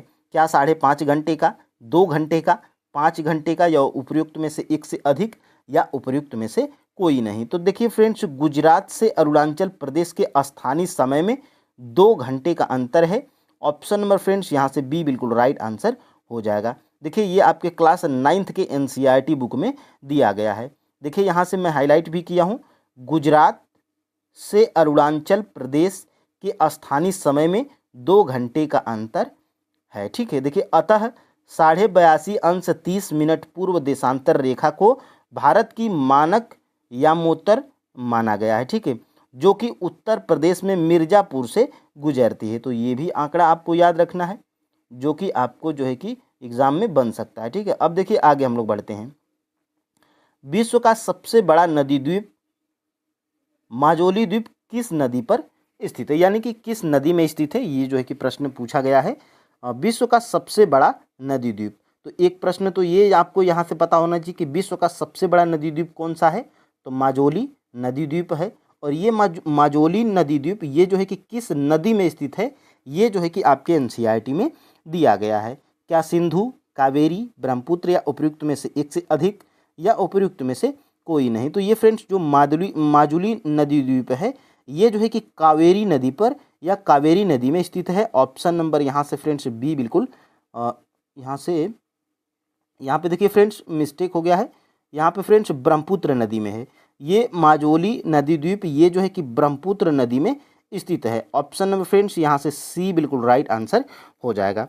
देखिए कभी कभी क्या होता है कि आप जो है कि पढ़ते हैं सही ऑप्शन और टिक गलत ऑप्शन पे कर देते हैं। तो ये माजुली द्वीप ये ब्रह्मपुत्र नदी में स्थित है, थोड़ा सा मिस्टेक हो गया था लेकिन ये एग्जैक्ट सही है, ठीक है। इसको हम लोग नीचे अभी देख लेते हैं यहाँ से, देखिए यहाँ से देखिए फ्रेंड्स, इसीलिए मैं जो है कि ये एनसीईआरटी का जो हाईलाइट करके दिखाता हूँ ताकि आप श्योर हो जाओ कि सारे जो प्रश्न हैं और जो लाइनें बताई गई हैं वो जो है कि एनसीईआरटी में दी गई हैं। देखिए ब्रह्मपुत्र नदी में स्थित माजुली विश्व का सबसे बड़ा नदी द्वीप है जहाँ लोगों का निवास है, ठीक है। तो ये ब्रह्मपुत्र नदी में जो है कि माजुली द्वीप स्थित है, ये जो है कि प्रश्न बनाया गया था, ठीक है। अब देखिए निम्नलिखित में से कौन सी झील महानदी डेल्टा के दक्षिण में स्थित है। देखिए कौन सी झील है जो कि महानदी डेल्टा के दक्षिण में स्थित है, ये जो है कि प्रश्न पूछा गया। क्या चिल्का झील है, बुलर झील, नागिन झील, या उपयुक्त में से एक से अधिक, या उपयुक्त में से कोई नहीं। तो ये फ्रेंड्स जो है कि ये महानदी डेल्टा के दक्षिण में कौन सी झील स्थित है, तो चिल्का झील स्थित है। ऑप्शन नंबर फ्रेंड्स यहाँ से ए बिल्कुल राइट आंसर हो जाएगा, ठीक है। देखिए यहाँ से आपके जो है कि एनसीईआरटी बुक में दिया गया है चिल्का झील। देखिए फ्रेंड्स एनसीईआरटी और एससीईआरटी अगर आप पढ़ते हैं उसमें आपको ऐसा बना कर दिया जाए कि क्या आप जानते हैं, और ये जो लाइन दी गई रहती है ये अनिवार्य रूप से पूछा जाने वाला प्रश्न रहता है, ठीक है। देखिए चिल्का झील भारत में खारे पानी की सबसे बड़ी झील है, यह उड़ीसा में महानदी डेल्टा के दक्षिण में स्थित है। तो ये चिल्का झील के बारे में यहाँ पर दिया गया था, ठीक है। अब देखिए फ्रेंड्स आगे हम लोग बढ़ते हैं। निम्नलिखित में से कौन सी प्रायद्वीपीय पठार की पश्चिम से पूर्व की ओर महत्वपूर्ण श्रृंखला है, यानी कि उस श्रृंखला को बताना है जो कि प्रायद्वीपीय पठार की पश्चिम से पूर्व की ओर वो महत्वपूर्ण श्रृंखला है। गारो, खासी, जयंतिया, या उपयुक्त में से एक से अधिक, या उपयुक्त में से कोई नहीं। तो फ्रेंड्स देखिए यहाँ से जो है कि इसका राइट आंसर क्या हो जाएगा, उपयुक्त में से एक से अधिक, क्योंकि फ्रेंड्स ये जो है कि गारो, खासी और जयंतिया ये जो है कि प्रायद्वीपीय पठार की पश्चिम से पूर्व की ओर तीन महत्वपूर्ण श्रृंखलाएं हैं। ये जो है कि 6 to 8 में एसएसटी में ये प्रश्न आपका टीआरई 3.0 में पूछा गया था। अब देखिए फ्रेंड्स ये जो है कि दिया गया, देखिए प्रायद्वीपीय पठार, और प्रायद्वीपीय पठार के बारे में सबसे पहले यहाँ पे देखिए प्रायद्वीपीय पठार एक मेज की आकृति वाला स्थल है जो कि पुराने क्रिस्टलीय आग्नेय तथा रूपांतरित शैलों से बना है। यह गोंडवाना भूमि के टूटने एवं प्रवाह के कारण बना था। देखिए इस पठारी भाग में चौड़ी तथा छिछली घाटियां एवं गोलाकार पहाड़ियां हैं। इस पठार के दो मुख्य भाग हैं, कौन कौन, मध्य उच्च भूमि और दक्कन का पठार। अब देखिए फ्रेंड्स यहाँ से ये जो है कि आपका यहाँ से दिया गया है, देखिए यहाँ से देखिए भ्रंश के द्वारा छोटा नागपुर पठार से अलग हो गया है। पश्चिम से पूर्व की ओर तीन महत्वपूर्ण श्रृंखलाएं हैं, गारो, खासी और जयंतिया। ये जो है कि प्रश्न आपका यहाँ से बनाया गया था। अब देखिए फ्रेंड्स आगे हम लोग ग्रेट बैरियर रीफ किस देश में स्थित है। तो ये जो है कि ग्रेट बैरियर रीफ किस देश में स्थित है, ये जो है कि प्रश्न पूछा गया है। क्या वेनेजुएला में, ऑस्ट्रेलिया में, या स्कॉटलैंड में, या उपयुक्त में से एक से अधिक, या उपयुक्त में से कोई नहीं। तो ये ग्रेट बैरियर रीफ जो है फ्रेंड्स ये आपके ऑस्ट्रेलिया देश में स्थित है। ऑप्शन नंबर यहाँ से बी बिल्कुल राइट आंसर हो जाएगा, ठीक है। यहाँ से देखिए ग्रेट बैरियर रीफ के बारे में यहाँ पर दिया गया है। देखिए यहाँ से प्रवाल, देखिए ऑस्ट्रेलिया का ग्रेट बैरियर रीफ प्रवाल रोधिका का अच्छा उदाहरण है। प्रवाल वलय द्वीप गोलाकार एवं हार्स शू आकार वाले रोधिका होते हैं। तो यहाँ से प्रश्न जो है कि बनाया गया था। अब देखिए तटीय मैदान के दक्षिणी भाग को क्या कहा जाता है। देखिए फ्रेंड्स, जो तटीय मैदान होते हैं इसके दक्षिणी भाग को किस नाम से जाना जाता है, ये जो है कि प्रश्न पूछा गया है। तो 11 का जो है कि राइट आंसर क्या कन्नड़ मैदान होगा, या कोकड़, या मालाबार, या उपयुक्त में से एक से अधिक, या उपयुक्त में से कोई नहीं। तो फ्रेंड्स, तटीय मैदान के दक्षिणी भाग को हम लोग मालाबार तट कहते हैं। ऑप्शन नंबर यहाँ से सी बिल्कुल राइट आंसर हो जाएगा। ठीक है, देखिए यहाँ से प्रश्न जो है कि बनाया गया है। देखिए तटीय मैदान देखिए प्रायद्वीपीय पठार के किनारों संकीर्ण तटीय पुटियों का विस्तार है। ठीक है, और यहाँ से देखिए कोंकण, मुंबई तथा गोवा, मध्य भाग को कन्नड़ मैदान एवं दक्षिणी भाग को क्या कहते हैं, मालाबार तट कहते हैं। तो यहाँ से ये जो है कि आपका प्रश्न बनाया गया था। ठीक है, अब देखिए फ्रेंड्स, आगे हम लोग बढ़ते हैं। यहाँ से निम्नलिखित में से कौन सी नदी हिमालय से निकलने वाली प्रमुख नदी है, यानी कि उस नदी को हमें बताना है जो कि हिमालय से निकलती है। ठीक है, तो हिमालय से क्या सिंधु, गंगा या ब्रह्मपुत्र, या उपयुक्त में से एक से अधिक, या उपयुक्त में से कोई नहीं। तो ये फ्रेंड्स जो है कि हिमालय से निकलने वाली सिंधु भी है, गंगा भी है और ब्रह्मपुत्र भी है। ठीक है, तो ऑप्शन नंबर यहाँ से फ्रेंड्स डी बिल्कुल राइट आंसर हो जाएगा, उपयुक्त में से एक से अधिक। देखिए आपके जो है कि एनसीईआरटी बुक में दिया गया है। देखिए हिमालय की नदियाँ, देखिए फ्रेंड्स यहाँ से सिंधु, गंगा तथा ब्रह्मपुत्र हिमालय से निकलने वाली प्रमुख नदियाँ हैं। तो यहाँ से जो है कि आपका प्रश्न बनाया गया है। देखिए अफवाह ये चैप्टर है। अब देखिए फ्रेंड्स, आगे हम लोग बढ़ते हैं। तिब्बत में ब्रह्मपुत्र नदी को किस नाम से जाना जाता है। देखिए ये आपका जो है कि यूपी टेट में एक बार ये प्रश्न पूछा गया था, और ये जो है कि बहुत ही फेमस प्रश्न है। ठीक है, तिब्बत में ब्रह्मपुत्र नदी को किस नाम से जाना जाता है, ये जो है कि प्रश्न पूछा गया है। जमुना, या सांगपो, या काली, या उपयुक्त में से एक से अधिक, या उपयुक्त में से कोई नहीं। तो तिब्बत में फ्रेंड्स ब्रह्मपुत्र नदी को सांगपो के नाम से जाना जाता है। ऑप्शन नंबर फ्रेंड्स यहाँ से बी बिल्कुल राइट आंसर हो जाएगा। देखिए ये लाइन भी आपके जो है कि एनसीईआरटी में दी गई है। देखिए यहाँ से सबसे पहले ब्रह्मपुत्र नदी के बारे में देख लेते हैं। ब्रह्मपुत्र नदी तिब्बत की मानसरोवर झील के पूर्व तथा सिंधु एवं सतलज के स्रोतों के काफ़ी नज़दीक से निकलती है। ठीक है, देखिए हिमालय के समानांतर पूर्व की ओर बहती है। नामचा शिखर बरवा 7,757 मीटर के पास पहुंचकर यह अंग्रेजी यू आकार जैसी मोड़ बनाकर भारत के अरुणाचल प्रदेश में गार्ज के माध्यम से प्रवेश करती है। जहां जो है कि अरुणाचल प्रदेश में ब्रह्मपुत्र नदी को जो है कि दिहांग के नाम से जाना जाता है। ठीक है, तथा दिबांग, लोहिता, केनुला तथा दूसरी सहायक नदियां इससे मिलकर असम में ब्रह्मपुत्र का निर्माण करती हैं। और यहाँ से देखिए क्या आप जानते हैं, यहाँ से यही जो है कि आपके जो है कि इम्पोर्टेंट रहता है आपके लिए। देखिए ब्रह्मपुत्र को तिब्बत में जो है कि सांगपो के नाम से एवं बांग्लादेश में जो है कि जमुना के नाम से जाना जाता है। किस नदी को, तो ब्रह्मपुत्र नदी को। तो ये जो है कि सारे फैक्ट हैं, आप जो है कि इसको याद रखिएगा। और देखिए फ्रेंड्स, निम्नलिखित में से कौन सी नदी धुआंधार जल प्रपात का निर्माण करती है। तो ये लाइन भी आपके जो है कि एनसीईआरटी बुक में दिया गया है। वो कौन सी नदी है जो कि धुआंधार जल प्रपात का निर्माण करती है। तो ये फ्रेंड्स जो है कि इसका राइट आंसर क्या हो जाएगा, नर्मदा नदी। ये जो फ्रेंड्स ये नर्मदा नदी है, ये जो है कि धुआंधार जल प्रपात का निर्माण करती है। तो ऑप्शन नंबर यहाँ से ई बिल्कुल राइट आंसर हो जाएगा। ठीक है, क्योंकि फ्रेंड्स गोदावरी, महानदी, कृष्णा ये जो है कि धुआंधार जलप्रपात का निर्माण नहीं करती हैं। कौन नदी करती है, तो नर्मदा नदी करती है। ठीक है, ये देखिए आपके जो है कि एनसीईआरटी में ये लाइन दिया गया है। देखिए फ्रेंड्स, सबसे पहले नर्मदा नदी के बारे में हम लोग देख लेते हैं। देखिए नर्मदा का उद्गम स्थल कहाँ पर है, तो अमरकंटक पहाड़ी से इसका जो है कि उद्गम होता है। और यहाँ पे देखिए जहाँ यह नदी तीव्र ढाल से गिरती है वहाँ जो है कि धुआंधार प्रपात का निर्माण करती है। तो ये लाइन यहीं से जो है कि आपकी बनाई गई थी। और लास्ट प्रश्न फ्रेंड्स देख लेते हैं।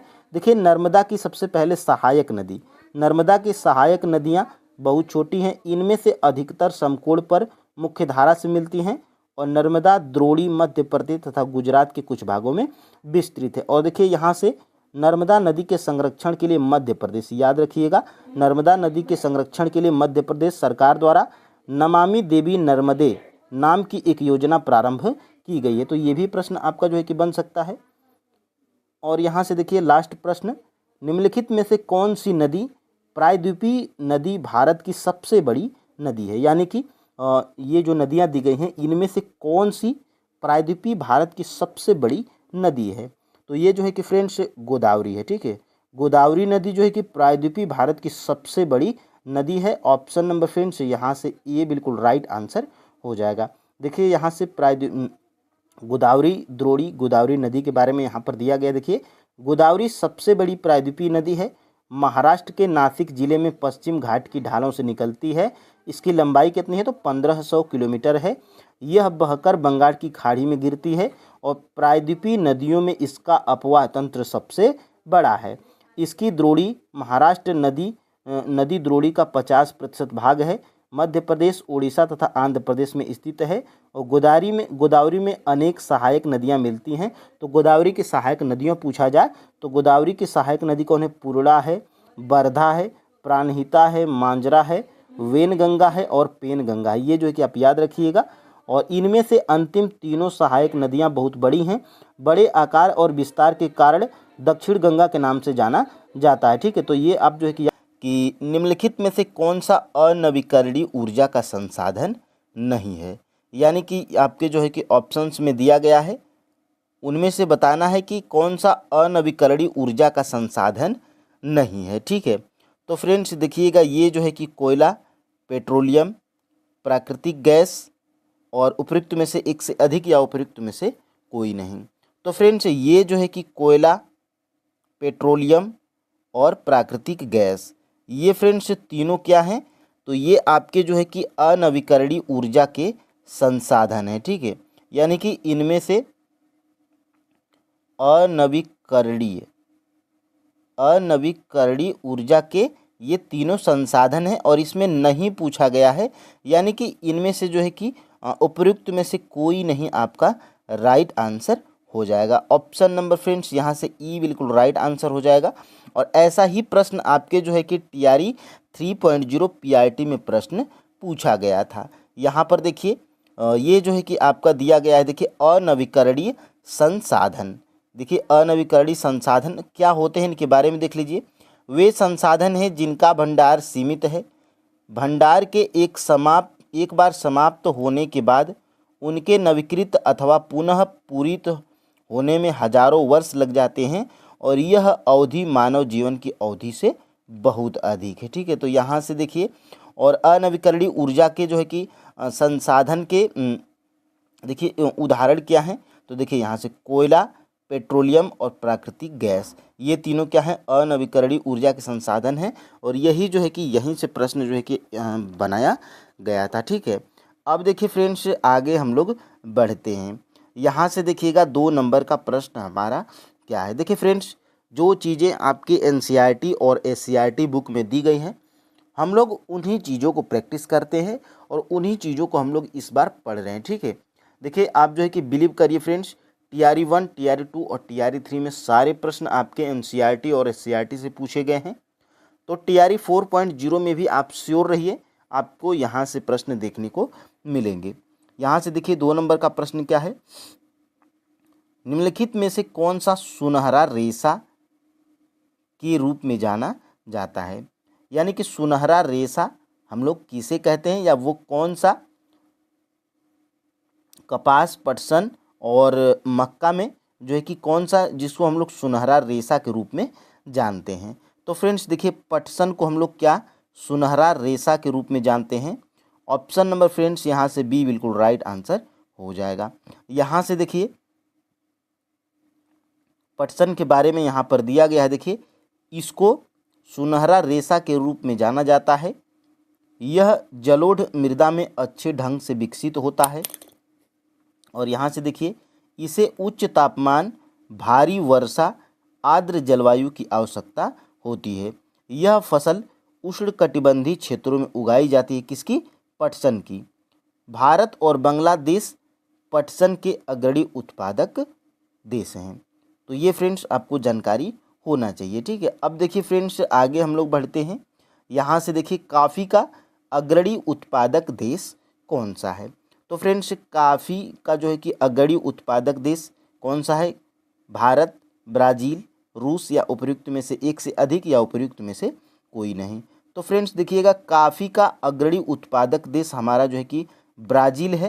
ऑप्शन नंबर फ्रेंड्स बी बिल्कुल राइट आंसर हो जाएगा। ठीक है, देखिए देखिए भारत में भी जो है कि काफ़ी का उत्पादन होता है, लेकिन ब्राज़ील से कम होता है, तो इसलिए हम लोग ब्राज़ील को यहाँ पे वरीयता देंगे। यहाँ पर देखिए फ्रेंड्स आपके जो है कि एनसीईआरटी बुक में ही यहाँ पर दिया गया है, देखिए पटसन के नीचे देखिए क्या दिया गया है, काफ़ी। देखिए इसके लिए गर्म एवं आर्द्र जलवायु और अपवाहित दोमट मृदा की आवश्यकता होती है। इस फसल की वृद्धि के लिए पर्वतीय ढाल अत्यधिक उपयुक्त होती है। और देखिए यहाँ से ब्राज़ील कॉफ़ी का अग्रणी उत्पादक है। इसके पश्चात कोलंबिया और भारत भी है, लेकिन सबसे ज़्यादा कहाँ पर जो है कि उत्पादन होता है इसका, तो ब्राज़ील में। ये आपको जो है कि पता होना चाहिए। ठीक है, अब देखिए फ्रेंड्स आगे हम लोग बढ़ते हैं। यहाँ से देखिए ये हो गया हमारा प्रश्न। और देखिए आगे, वायुमंडल की परतों में जब हम ऊपर जाते हैं तब वायुदाब में कैसा परिवर्तन देखने को मिलता है, ये प्रश्न में पूछा जा रहा है। क्या फ्रेंड्स वायुमंडल की परतों में जब हम ऊपर जाते हैं तो वायुदाब बढ़ता है या समान रहता है या घटता है, या उपयुक्त में से एक से अधिक, या उपयुक्त में से कोई नहीं। तो फ्रेंड्स देखिएगा, जब वायुमंडल की परतों में जब हम ऊपर जाते हैं तब वायुदाब क्या होता है, घटता है। ठीक है, ऑप्शन नंबर यहाँ से जो है कि सी बिल्कुल राइट आंसर हो जाएगा। देखिए TRE 1 हो, TRE 2 हो या TRE 3 हो, वायुमंडल की जो परतें हैं जैसे समताप मंडल, क्षोभ मंडल, इनसे एक या दो प्रश्न जरूर देखने को मिला है। ठीक है, यहाँ से देखिए जब वायुमंडल की परतों में जब हम ऊपर जाते हैं तब वायुदाब में क्या होता है, परिवर्तन देखने को मिलता है, तो घटता है। ठीक है, अब देखिए यहाँ से देखिए ये वायुदाब है। ठीक है, ये वायुदाब है। और देखिए यहाँ पे परिवर्तन क्या देखने को मिलता है, वायुमंडल में ऊपर की ओर जाने पर दाब तेजी से गिरने लगता है। गिरने का मतलब फ्रेंड्स घटता है। ठीक है, देखिए समुद्र स्तर पर वायुदाब सर्वाधिक होता है और ऊंचाई पर जाने पर यह क्या होता है, घटता जाता है। तो यहीं से जो है कि प्रश्न बनाया गया था और फ्रेंड्स पूछा जा सकता है, इसमें कोई दो राय नहीं है। ठीक है, अब देखिए फ्रेंड्स आगे हम लोग बढ़ते हैं। दिन में 2 बार नियम से महासागरी जल का उठना एवं गिरना क्या कहलाता है। देखिए यहाँ पे उठाना हो गया, लेकिन यहाँ पे उठना है। ठीक है, यहाँ पे उठना है। दिन में 2 बार नियम से महासागरी जल का उठना एवं गिरना क्या कहलाता है। क्या तरंग कहलाता है, महासागरी धाराएं कहलाता है, या जल चक्र कहलाता है। ठीक है, तो फ्रेंड्स देखिएगा, दिन में 2 बार नियम से महासागरी जल का उठना एवं गिरना, ये फ्रेंड्स कहलाता है ज्वार भाटा। ठीक है, ज्वार भाटा आप याद रखिएगा, ज्वार भाटा। अब देखिए फ्रेंड्स यहाँ पे ज्वार किसको बोलेंगे, भाटा किसको बोलेंगे, तो 5 का पहले हम लोग देख लेते हैं। राइट आंसर क्या है, उपयुक्त में से कोई नहीं। देखिए फ्रेंड्स BPSC का जो ये डी और ई ऑप्शन होता है, ये आसान प्रश्न को भी गलत कर देता है। तो इस पे आपको देखिए प्रैक्टिस जब आप करिएगा तो मैं उसी को ध्यान में रखते हुए मैं प्रैक्टिस को बनाता हूँ, ताकि फ्रेंड्स आप जो एग्जैक्ट जो आपको जानकारी हो उसमें भी आप जो है कि प्रश्न को सही कर पाओ। ठीक है, अब देखिए आगे हम लोग बढ़ते हैं। दिन में 2 बार नियम से महासागरी जल का उठना एवं गिरना ज्वार भाटा कहलाता है। और यहाँ से फ्रेंड्स देखिएगा ध्यान से, ये देखिए ज्वार भाटा, देखिए दिन में 2 बार नियम से महासागरी जल का उठना एवं गिरना ज्वार भाटा कहलाता है। ठीक है, तो ये परिभाषा थी ज्वार भाटा की। और अगर पूछ दे कि ज्वार किसे कहते हैं, तो देखिएगा, जब सर्वाधिक ऊंचाई तक उठकर जल तट के बड़े हिस्से को डुबो देता है तो उसे हम लोग क्या कहते हैं, ज्वार कहते हैं। और देखिए जल अपने निम्न स्तर तक आ जाता है एवं तट से पीछे चला जाता है तो उसे हम लोग भाटा कहते हैं। देखिए जैसे ये आपका जो है कि मान लीजिए किनारा है, अगर जल यहाँ से पार कर जाए तट से, मतलब पार कर जाए जल, ये पार कर जाए तट से, तो इसे हम लोग क्या कहेंगे, ज्वार कहेंगे। ठीक है, और जब यही जल स्तर जब यहाँ से मान लीजिए कि ये आपका घाट है, ठीक है, ये आपका घाट है, और यहाँ से जल अगर इससे नीचे आ जाए तो इसे हम लोग क्या कहेंगे, भाटा कहेंगे। बस यही अंतर है इसमें। अब देखिए फ्रेंड्स आगे हम लोग बढ़ते हैं, विश्व जल दिवस कब मनाया जाता है। तो फ्रेंड्स देखिएगा, इसका प्रश्न का कराने का ये उद्देश्य था कि ये आपके NCERT बुक में दिया गया है। विश्व जल दिवस कब मनाया जाता है? तो फ्रेंड्स विश्व जल दिवस जो है कि मनाया जाता है क्या 22 अप्रैल को, 22 फरवरी को या 5 जून को। तो फ्रेंड्स देखिएगा प्रैक्टिस में नंबर आपका कैसे बढ़ेगा, तो जब फ्रेंड्स आप जो है कि ऑप्शंस को अगर काटना जान जाए तो आराम से फ्रेंड्स आप प्रश्न को ज़्यादातर प्रैक्टिस में नंबर बढ़ा पाएंगे। देखिए प्रश्न जो है कि ऑप्शन कैसे काटा जाता है, तो देखिएगा सबसे पहले फ्रेंड्स एक से अधिक तो होगा नहीं ऐसे ऑप्शंस में, ठीक है, या तो उपयुक्त में से कोई नहीं होगा, या तो ए बी और C D, A B C और ई में से कोई हो सकता है और डी नहीं हो सकता है, क्योंकि ये जो दिवस है किसी एक ही दिन मनाया जा सकता है, तो इसलिए डी वाला ऑप्शन आपका पहले ही कट हो जाएगा, ठीक है। और देखिए 5 जून को क्या मनाया जाता है? पर्यावरण दिवस मनाया जाता है, ठीक है, ये पर्यावरण दिवस मनाया जाता है, पर्यावरण दिवस हो गया। और फ्रेंड्स देखिए विश्व जल दिवस कब मनाया जाता है? तो फ्रेंड्स देखिएगा विश्व जल दिवस आपका जो है कि मनाया जाता है 22 मार्च को। तो 22 मार्च किसी भी ऑप्शन में नहीं है, तो उपयुक्त में से कोई नहीं आपका जो है कि राइट आंसर हो जाएगा ऑप्शन नंबर ई, ठीक है। तो विश्व जल दिवस कब मनाया जाता है? तो 22 मार्च को, ठीक है, 22 मार्च आप इसको नोट डाउन भी कर सकते हैं। और देखिए इसीलिए मैं एनसीईआरटी में दिखाता हूं, ताकि आप अगर इसका स्क्रीनशॉट ले लें तो आप जो है कि जब स्क्रीनशॉट लिए गए जब इकट्ठा हो जाएंगे आपको, तो ऐसे फ़ोन में ही आराम से जब खाली टाइम मिले, कहीं पर भी हों आप, कहीं पर भी हों, ठीक है, आप पिक को स्वीप करते जाइएगा, पढ़ते जाइएगा, ठीक है। तो देखिए 22 मार्च को क्या मनाया जाता है? 22 मार्च को जो है कि विश्व जल दिवस के रूप में मनाया जाता है। तो ये देखिए आपके एनसीईआरटी बुक में दिया गया है। और ऐसे जब आप देता है कि क्या आप जानते हैं, तो ऐसे प्रश्न जो है कि जरूर बनाए जाते हैं, अगर ऐसे करके यहाँ पर दिया गया हो, ठीक है। अब देखिए फ्रेंड्स आगे हम लोग बढ़ जाते हैं। सामान्यतः गर्म महासागरीय धाराएं उत्पन्न होती हैं, यानी कि पूछा जा रहा है कि ये जो गर्म महासागरीय धाराएं होती हैं ये सामान्यतः कहाँ से उत्पन्न होती हैं? क्या ध्रुव के निकट से, क्या भूमध्य रेखा के निकट से, क्या तीव्र भूकंप तरंग से, या उपयुक्त में से एक से अधिक, या उपयुक्त में से कोई नहीं। तो ये जो फ्रेंड्स ये जो गर्म महासागरीय धाराएं होती हैं ये आपकी जो है कि उत्पन्न होती हैं भूमध्य रेखा के निकट से, ठीक है। तो ऑप्शन नंबर फ्रेंड्स यहाँ से जो है कि बी बिल्कुल राइट आंसर हो जाएगा। देखिए कहाँ पर दिया गया है आपके जो है कि एनसीईआरटी बुक में, तो एक और देख लेते हैं। देखिए गल्फ स्ट्रीम किस प्रकार की जलधारा है? देखिए जलधाराएं दो प्रकार की होती हैं, ठंडी जलधारा और गर्म जलधारा। तो ये पूछा जा रहा है कि ये जो गल्फ स्ट्रीम ये जलधारा है ये कैसी जलधारा है? क्या गर्म, ठंडी या निम्न, या उपयुक्त में से एक से अधिक, या उपयुक्त में से कोई नहीं। तो ये फ्रेंड्स जो गल्फ स्ट्रीम जो जलधारा है ये आपकी जो है कि गर्म जलधारा है, ठीक है। तो ऑप्शन नंबर फ्रेंड्स यहाँ से ए बिल्कुल राइट आंसर हो जाएगा। आगे हम लोग देख लेते हैं यहाँ से। देखिए क्या दिया गया है। देखिए महासागरीय धाराएं, देखिए फ्रेंड्स सामान्यतः गर्म महासागरीय धाराएं भूमध्य रेखा के निकट उत्पन्न होती हैं। एक प्रश्न आपका यहाँ से बनाया गया था और देखिए एक प्रश्न यहाँ से। देखिए ठंडी धाराएं ध्रुवों या उच्च अक्षांशों के उष्णकटिबंधीय या निम्न अक्षांशों की ओर प्रवाहित होती हैं। देखिए लेब्राडोर महासागरीय धाराएं शीत जलधाराएं होती हैं, यानी कि ये लेब्राडोर ये जो जलधारा है ये क्या है? शीत या ठंडी जलधारा है। और देखिए गल्फ स्ट्रीम ये क्या है? तो एक प्रकार की गर्म जलधारा है। यही प्रश्न जो है कि बनाया गया था। तो फ्रेंड्स अगर आपके एनसीईआरटी और एससीईआरटी बुक में ये सारी चीज़ें अगर दी गई हैं तो यहाँ से प्रश्न जो है कि बन सकता है, ठीक है। और देखिए फ्रेंड्स आगे हम लोग बढ़ते हैं। वह प्रक्रम जिसमें जल लगातार अपने स्वरूप को बदलता रहता है और महासागर वायुमंडल एवं स्थल के बीच चक्कर लगाता रहता है। तो देखिए फ्रेंड्स क्या हम लोग इसको ज्वार भाटा कहेंगे, या महासागरीय धाराएं कहेंगे, या जल चक्र, या उपयुक्त में से एक से अधिक, या उपयुक्त में से कोई नहीं।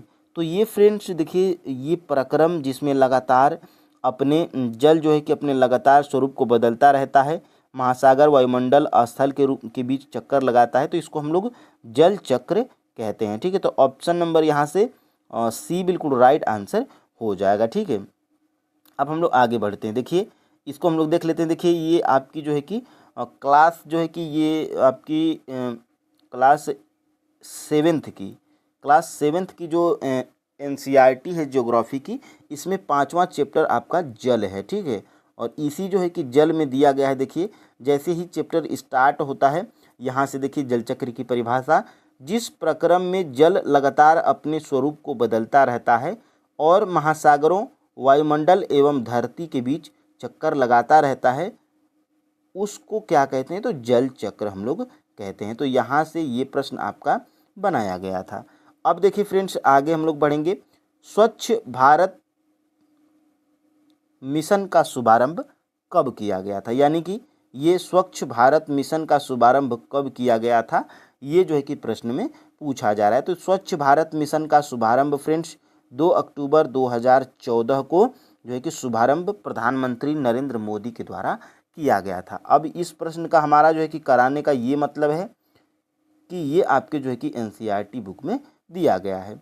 तो यहाँ से देखिए बिल्कुल क्या आप जानते हैं, यहाँ पे करके दिया है। देखिए, सार्वभौमिक स्वच्छता कवरेज प्राप्त करने और स्वच्छता पर ध्यान केंद्रित करने के प्रयासों में तेजी लाने के लिए भारत के प्रधानमंत्री ने 2 अक्टूबर 2014 को स्वच्छ भारत मिशन का शुभारंभ किया था। तो ऐसे ही प्रश्न आपके जो है कि एग्ज़ाम में बनाए जाते हैं। देखिए फ्रेंड्स, जब प्रश्न बनाए जाते हैं तो उसका कोई न कोई रीजन होता है।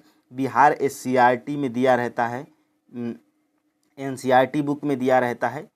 देखिए बीपीएससी जो है कि टीआरई का कोई सिलेबस तो बताया नहीं है, तो आप किस बेसिस पे पढ़ेंगे, तो आपको फ्रेंड्स एनसीईआरटी और एससीईआरटी बेस पे पढ़ना है, ठीक है। अब देखिए फ्रेंड्स, आगे हम लोग बढ़ते हैं यहाँ से। मेनियाक कहाँ का प्रमुख भोजन है। अब देखिए ये भी आपके एनसीईआरटी में दिया गया है। ये मेनियाक जो है कि ये कहाँ का प्रमुख भोजन है। तो ये फ्रेंड्स जो मेनियाक है, ये जो है कि अमेजन बेसिन का जो है कि प्रमुख भोजन है। ऑप्शन नंबर फ्रेंड्स यहाँ से सी बिल्कुल राइट आंसर हो जाएगा। चलिए इसको भी देख लेते हैं। यहाँ से देखिए अमेजन बेसिन में जीवन, और यहाँ पे देखिए अमेजन बेसिन में जीवन देखिए यहाँ से दिया गया है। इनका मुख्य आहार क्या है, मेनियोक है, ठीक है। इसी के बारे में पूछा गया है। मेनियोक है, जिसे हम लोग कसावा भी कहते हैं। यह आलू की तरह जमीन के अंदर पैदा होता है। तो ये आपका जो है कि दिया गया है। और आगे हम लोग बढ़ते हैं। देखिए कोलकाता किस नदी के तट पर स्थित है। देखिए फ्रेंड्स, जैसे जो है कि आगरा यमुना नदी के तट पर स्थित है, और जो है कि आपका इलाहाबाद जो है कि ये संगम पे स्थित है, गंगा यमुना सरस्वती के। तो फ्रेंड्स उसी तरह जो है कि आपका देखिए कोलकाता किस नदी के तट पर स्थित है। तो कोलकाता फ्रेंड्स जो है कि आपका जो है कि हुगली नदी के तट पर स्थित है। अब देखिए हुगली आपका किसी भी ऑप्शन में नहीं है। अगर आपको ये कंफर्म क्लियर एग्जैक्ट नहीं पता होगा कि कोलकाता हुगली नदी के तट पर स्थित है, तो आप जो है कि कंफ्यूज हो जाएंगे, टाइम लगाएंगे इस प्रश्न में, या तो ए बी सी में से कोई मार के निकल जाएंगे, ठीक है। देखिए आप जो है कि उपयुक्त में से कोई नहीं, अगर आपको ये आंसर नहीं पता है तो ई वाला ऑप्शन आप कतई नहीं लगाएंगे, ठीक है। क्योंकि फ्रेंड्स अगर आपको नहीं पता है तो आप कंफ्यूज होंगे कि शायद ए हो जाए, शायद बी हो जाए, शायद सी हो जाए, एक से अधिक तो होगा नहीं। तो ऐसे में फ्रेंड्स आपको जो है कि एग्जैक्ट अगर पता होगा तो आप जो है कि उपयुक्त में से कोई नहीं लगाएंगे, ठीक है। तो यहाँ से फ्रेंड्स ऑप्शन नंबर ई बिल्कुल राइट आंसर हो जाएगा। और देखिए ये भी आपके जो है कि एनसीईआरटी बुक में दिया गया है। सबसे पहले देखिए क्या आप जानते हैं, इसका मैं प्रश्न नहीं बनाया हूँ लेकिन इसको यहाँ पे देख लेते हैं। देखिए गंगा नदी के संरक्षण के लिए नमामि गंगे कार्यक्रम को शुरू किया गया है।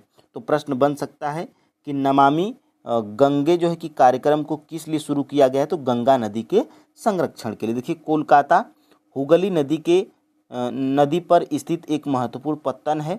मैदानी क्षेत्र में कई बड़े हवाई पत्तन भी स्थित हैं।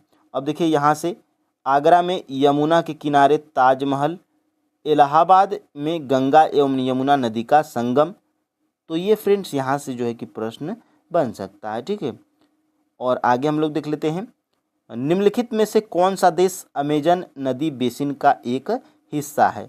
देखिए ये टीआरई 1 में प्रश्न इससे बना था, और मैं जो है कि वहीं से प्रश्न बनाया हूँ एग्जैक्ट, और इसमें जो है कि ऑप्शंस में थोड़ा इधर उधर कर दिया हूँ, ठीक है। देखिए निम्नलिखित में से कौन सा देश अमेजन नदी बेसिन का एक हिस्सा है। तो 13 का जो है कि राइट आंसर फ्रेंड्स आपका ऑप्शन नंबर डी हो जाएगा, क्योंकि फ्रेंड्स वेनेजुएला, कोलंबिया और बोलिविया ये जो है कि ये तीनों वो देश हैं जो अमेजन नदी बेसिन का हिस्सा है। ठीक है, तो ऑप्शन में यहाँ से डी बिल्कुल राइट आंसर हो जाएगा। और देखिए सबसे पहले इस प्रश्न को मैं दिखा देता हूँ। देखिए मैं पेपर से ही जो है कि क्लिक किया हूँ। देखिए यहाँ से निम्नलिखित में से कौन सा देश अमेजन नदी बेसिन का एक हिस्सा है? तो इसमें जो है कि देखिए वेनेजुएला है, इसमें राइट आंसर था बीपीएससी के फाइनल आंसर की के साथ में। ठीक है, तो अब देखिए इस प्रश्न को देखिए कहाँ पर दिया गया। देखिए अमेजन बेसिन में जीवन। देखिए फ्रेंड्स मैं यहाँ पे हाईलाइट भी किया हूँ उन देशों को, आप ध्यान से देखिए। अमेजन नदी में बहुत सारी सहायक नदी मिलकर अमेजन बेसिन का निर्माण करती हैं। यह नदी बेसिन ब्राज़ील एक देश ये हो गया है, पेरू ये भी एक देश है, बोलिविया ये भी एक देश है, इक्वाडोर ये भी एक देश है, कोलंबिया ये भी देश है, वेनेजुएला ये भी देश है।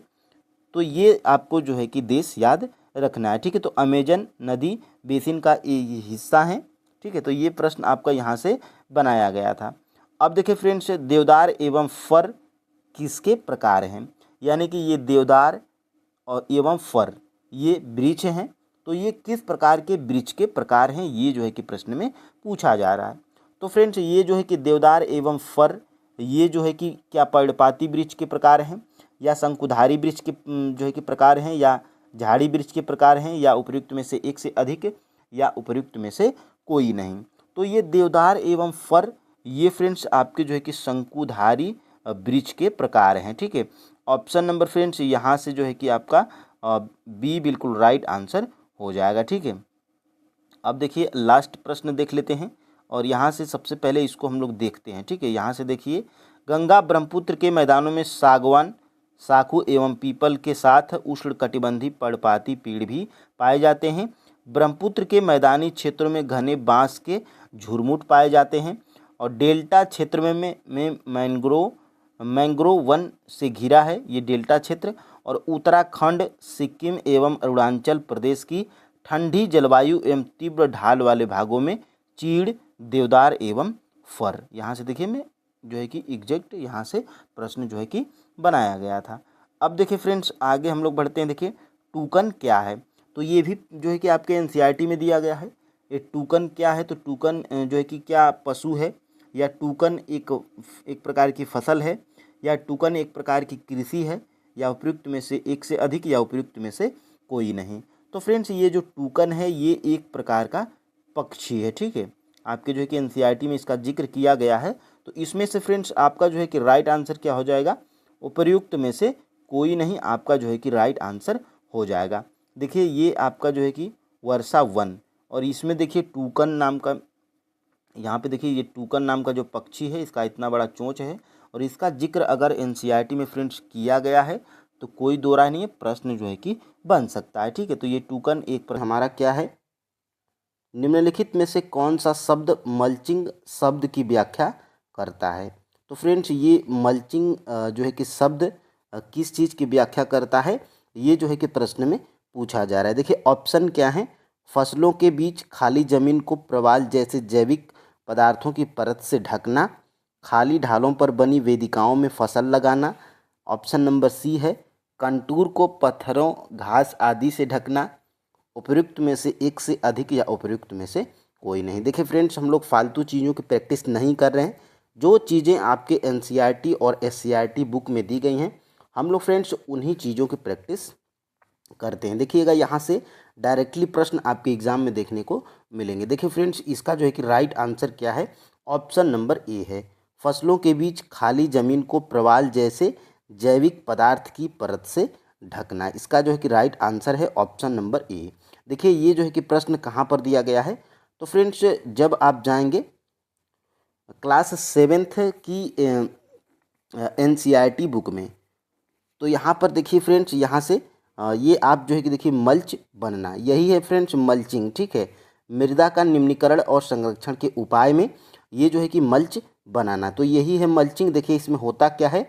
पौधों के बीच अनावरित भूमि जैव पदार्थ जैसे प्रवाल से ढक दी जाती है, इससे मृदा की आर्द्रता रुकी रहती है। तो यहाँ से ये जो है कि प्रश्न में बनाया हूँ। ठीक है, आप जो है कि फ्रेंड्स देखिए, ये जो चीज़ों को मैं प्रश्न के बाद जो ये आपका जो है कि दिखाता हूँ एनसीईआरटी और एससीईआरटी बुक में कि यहाँ से प्रश्न बनाया गया है, तो आप उन चीज़ों को स्क्रीनशॉट ले लिया करिए। ठीक है, और जब आप स्क्रीनशॉट ले लेंगे तो फ्रेंड्स आप जो है कि रिवीजन करने में आपको जो है कि बढ़िया रहेगा। ठीक है, और यहाँ से फ्रेंड्स देखिएगा, राष्ट्रीय उद्यान में सुरक्षा दी जाती है। तो राष्ट्रीय उद्यान में जो है कि किनको सुरक्षा दी जाती है, ये जो है कि प्रश्न में पूछा जा रहा है। केवल जंतु जात को, या केवल पादप जात को, या संपूर्ण पारिस्थितिकी तंत्र को, या उपयुक्त में से एक से अधिक, या उपयुक्त में से कोई नहीं। तो फ्रेंड्स ये जो राष्ट्रीय उद्यान है इसमें जो है कि सुरक्षा किनको दी जाती है, सबसे पहले फ्रेंड्स आप देखिए ऑप्शन ए को देखिए, केवल जंतु जात को।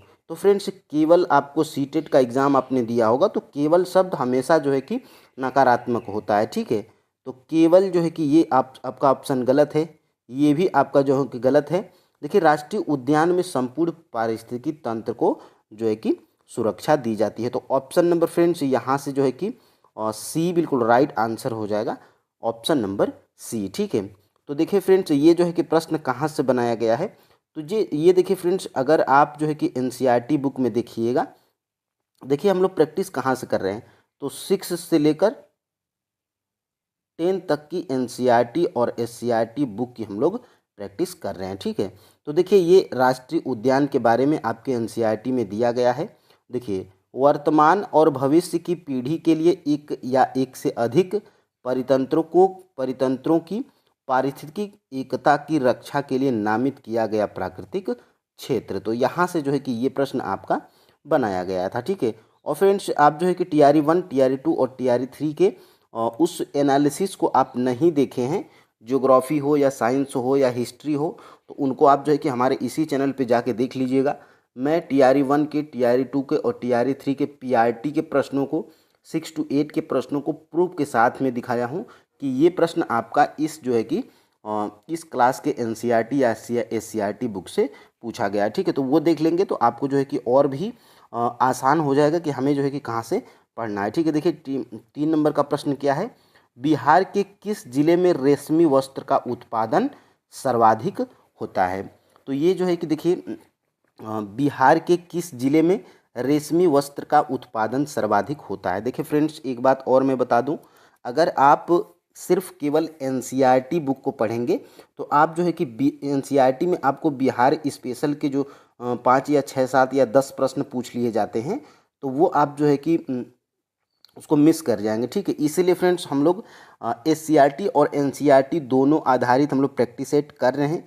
इससे फ्रेंड्स आपको बिहार स्पेशल के भी प्रश्न मिल जाएंगे और एनसीईआरटी वाले भी प्रश्न आपको मिल जाएंगे। देखिए बिहार के किस जिले में रेशमी वस्त्र का उत्पादन सर्वाधिक होता है, क्या मधुबनी में, क्या पश्चिमी चंपारण में, क्या पटना में। ठीक है, तो ऑप्शन नंबर जो है कि इसका राइट आंसर कौन सा हो जाएगा, तो देखिए फ्रेंड्स बिहार के जो है कि भागलपुर जिले में, भागलपुर जिले में, देखिए बहुत ही चर्चित प्रश्न है बीपीएससी का ये, बिहार के भागलपुर जिले में रेशमी वस्त्र का उत्पादन सर्वाधिक होता है। तो भागलपुर आपका जो है कि किसी भी ऑप्शन में नहीं है, तो ऑप्शन नंबर फ्रेंड्स यहाँ से आपका ई राइट आंसर हो जाएगा। कौन सा, ई वाला। देखिए उपयुक्त में से कोई नहीं आपका जो है कि राइट आंसर हो जाएगा। ठीक है, अब देखिए फ्रेंड्स आगे हम लोग बढ़ते हैं और यहाँ से देखेंगे, सबसे पहले देखिए ये आपकी बिहार एससीईआरटी की बुक है जियोग्राफी की। देखिए भागलपुर में सिल्क के कपड़े बनते हैं, ऐसी मेरी भाभी बताती हैं, इस बार संध्या बोली। यानी कि देखिए फ्रेंड्स एनसीईआरटी और एससीईआरटी बुक देखिए आप पढ़ेंगे तो इसी तरह की होती है। देखिए ऊनी वस्त्र उद्योग जम्मू कश्मीर पंजाब हरियाणा में बहुत है ना मैडम, इस बार रेणु बोली। तो कहानी की तरह बना के इसमें आपके जो है कि फैक्ट हैं, अगर आप पढ़ेंगे तो ये फैक्ट को कलेक्ट कर पाएंगे। ठीक है, लेकिन फ्रेंड्स मैं आपके लिए खुद से बुक को पढ़ के जो जो चीज़ें आपके एग्ज़ाम में पूछी जा सकती हैं या पूछी जा रही हैं, मैं उनको इसी तरह से हाईलाइट करके प्रैक्टिस सेट करवा रहा हूँ। ठीक है, तो आपको आपका जो है कि समय का बचत होगा और फ्रेंड्स आपके पास क्या होगा, एग्जैक्ट जो कंटेंट होता है जो पूछा जाता है वो आपको कम समय में मिल जाएगा। ठीक है, अब देखिए फ्रेंड्स हम लोग आगे बढ़ते हैं।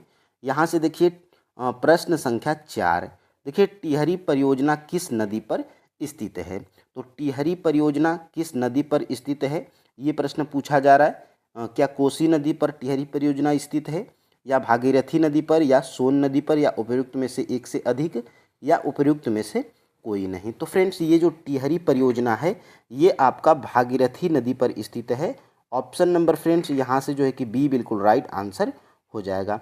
देखिए ये भी आपके जो है कि बिहार SCERT की बुक से बनाया गया है।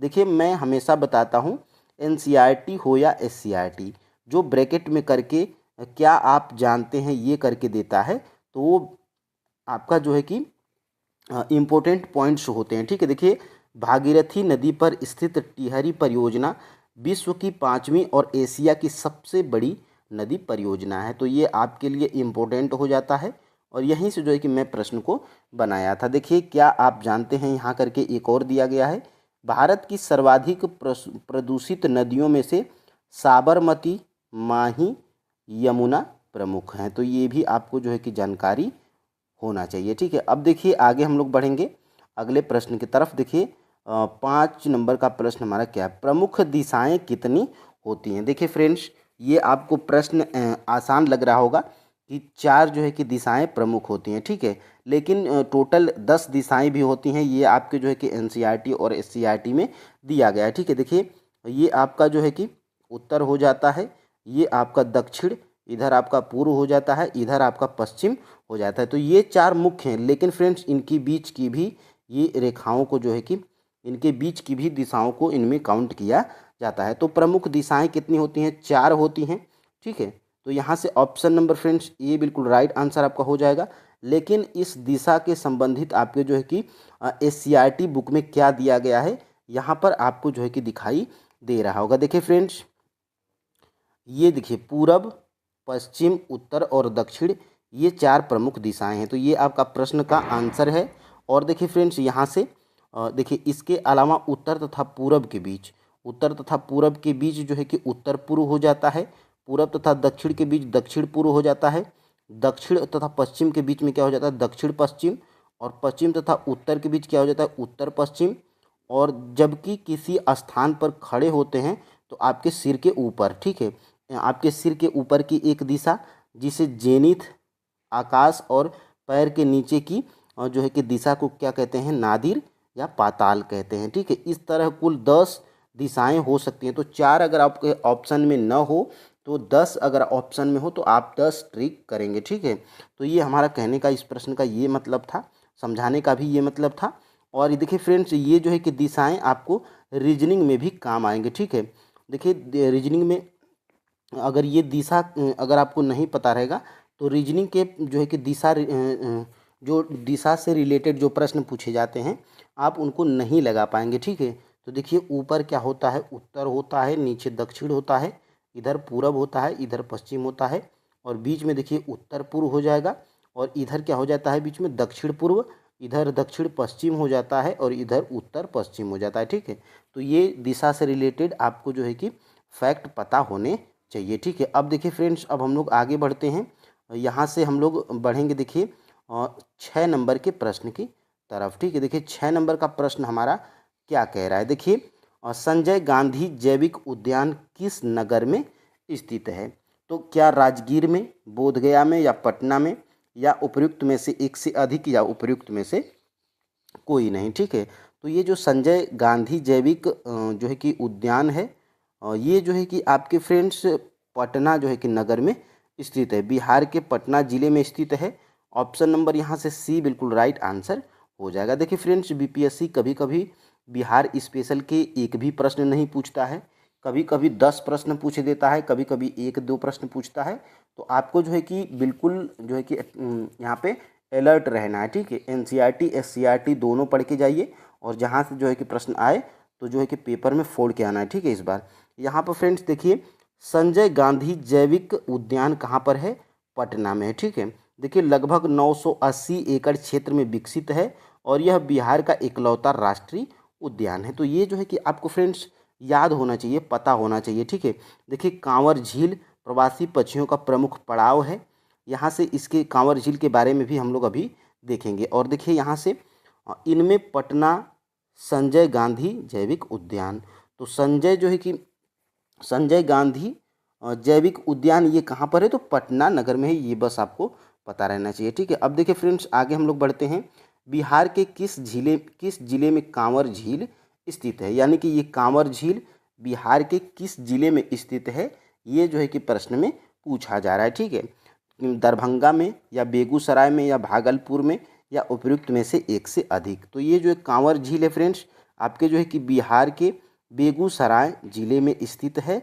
ऑप्शन नंबर फ्रेंड्स यहाँ से जो है कि बी बिल्कुल राइट आंसर हो जाएगा। ठीक है, अब देखिए ये छोटी छोटी चीज़ें हैं फ्रेंड्स, अगर आप एनसीईआरटी एससीईआरटी पढ़ेंगे तो आपको जो है कि बहुत ज़्यादा टाइम लग जाएगा। अगर आप पढ़ रखे हैं तो ये प्रैक्टिस आपके लिए रामबाण है। ठीक है, अब देखिए आगे हम लोग बढ़ते हैं। देखिए बेगूसराय जिला, देखिए बेगूसराय जिला अंतर्गत मंझौल अनुमंडल में 2500 एकड़ तक फैला कांवर झील।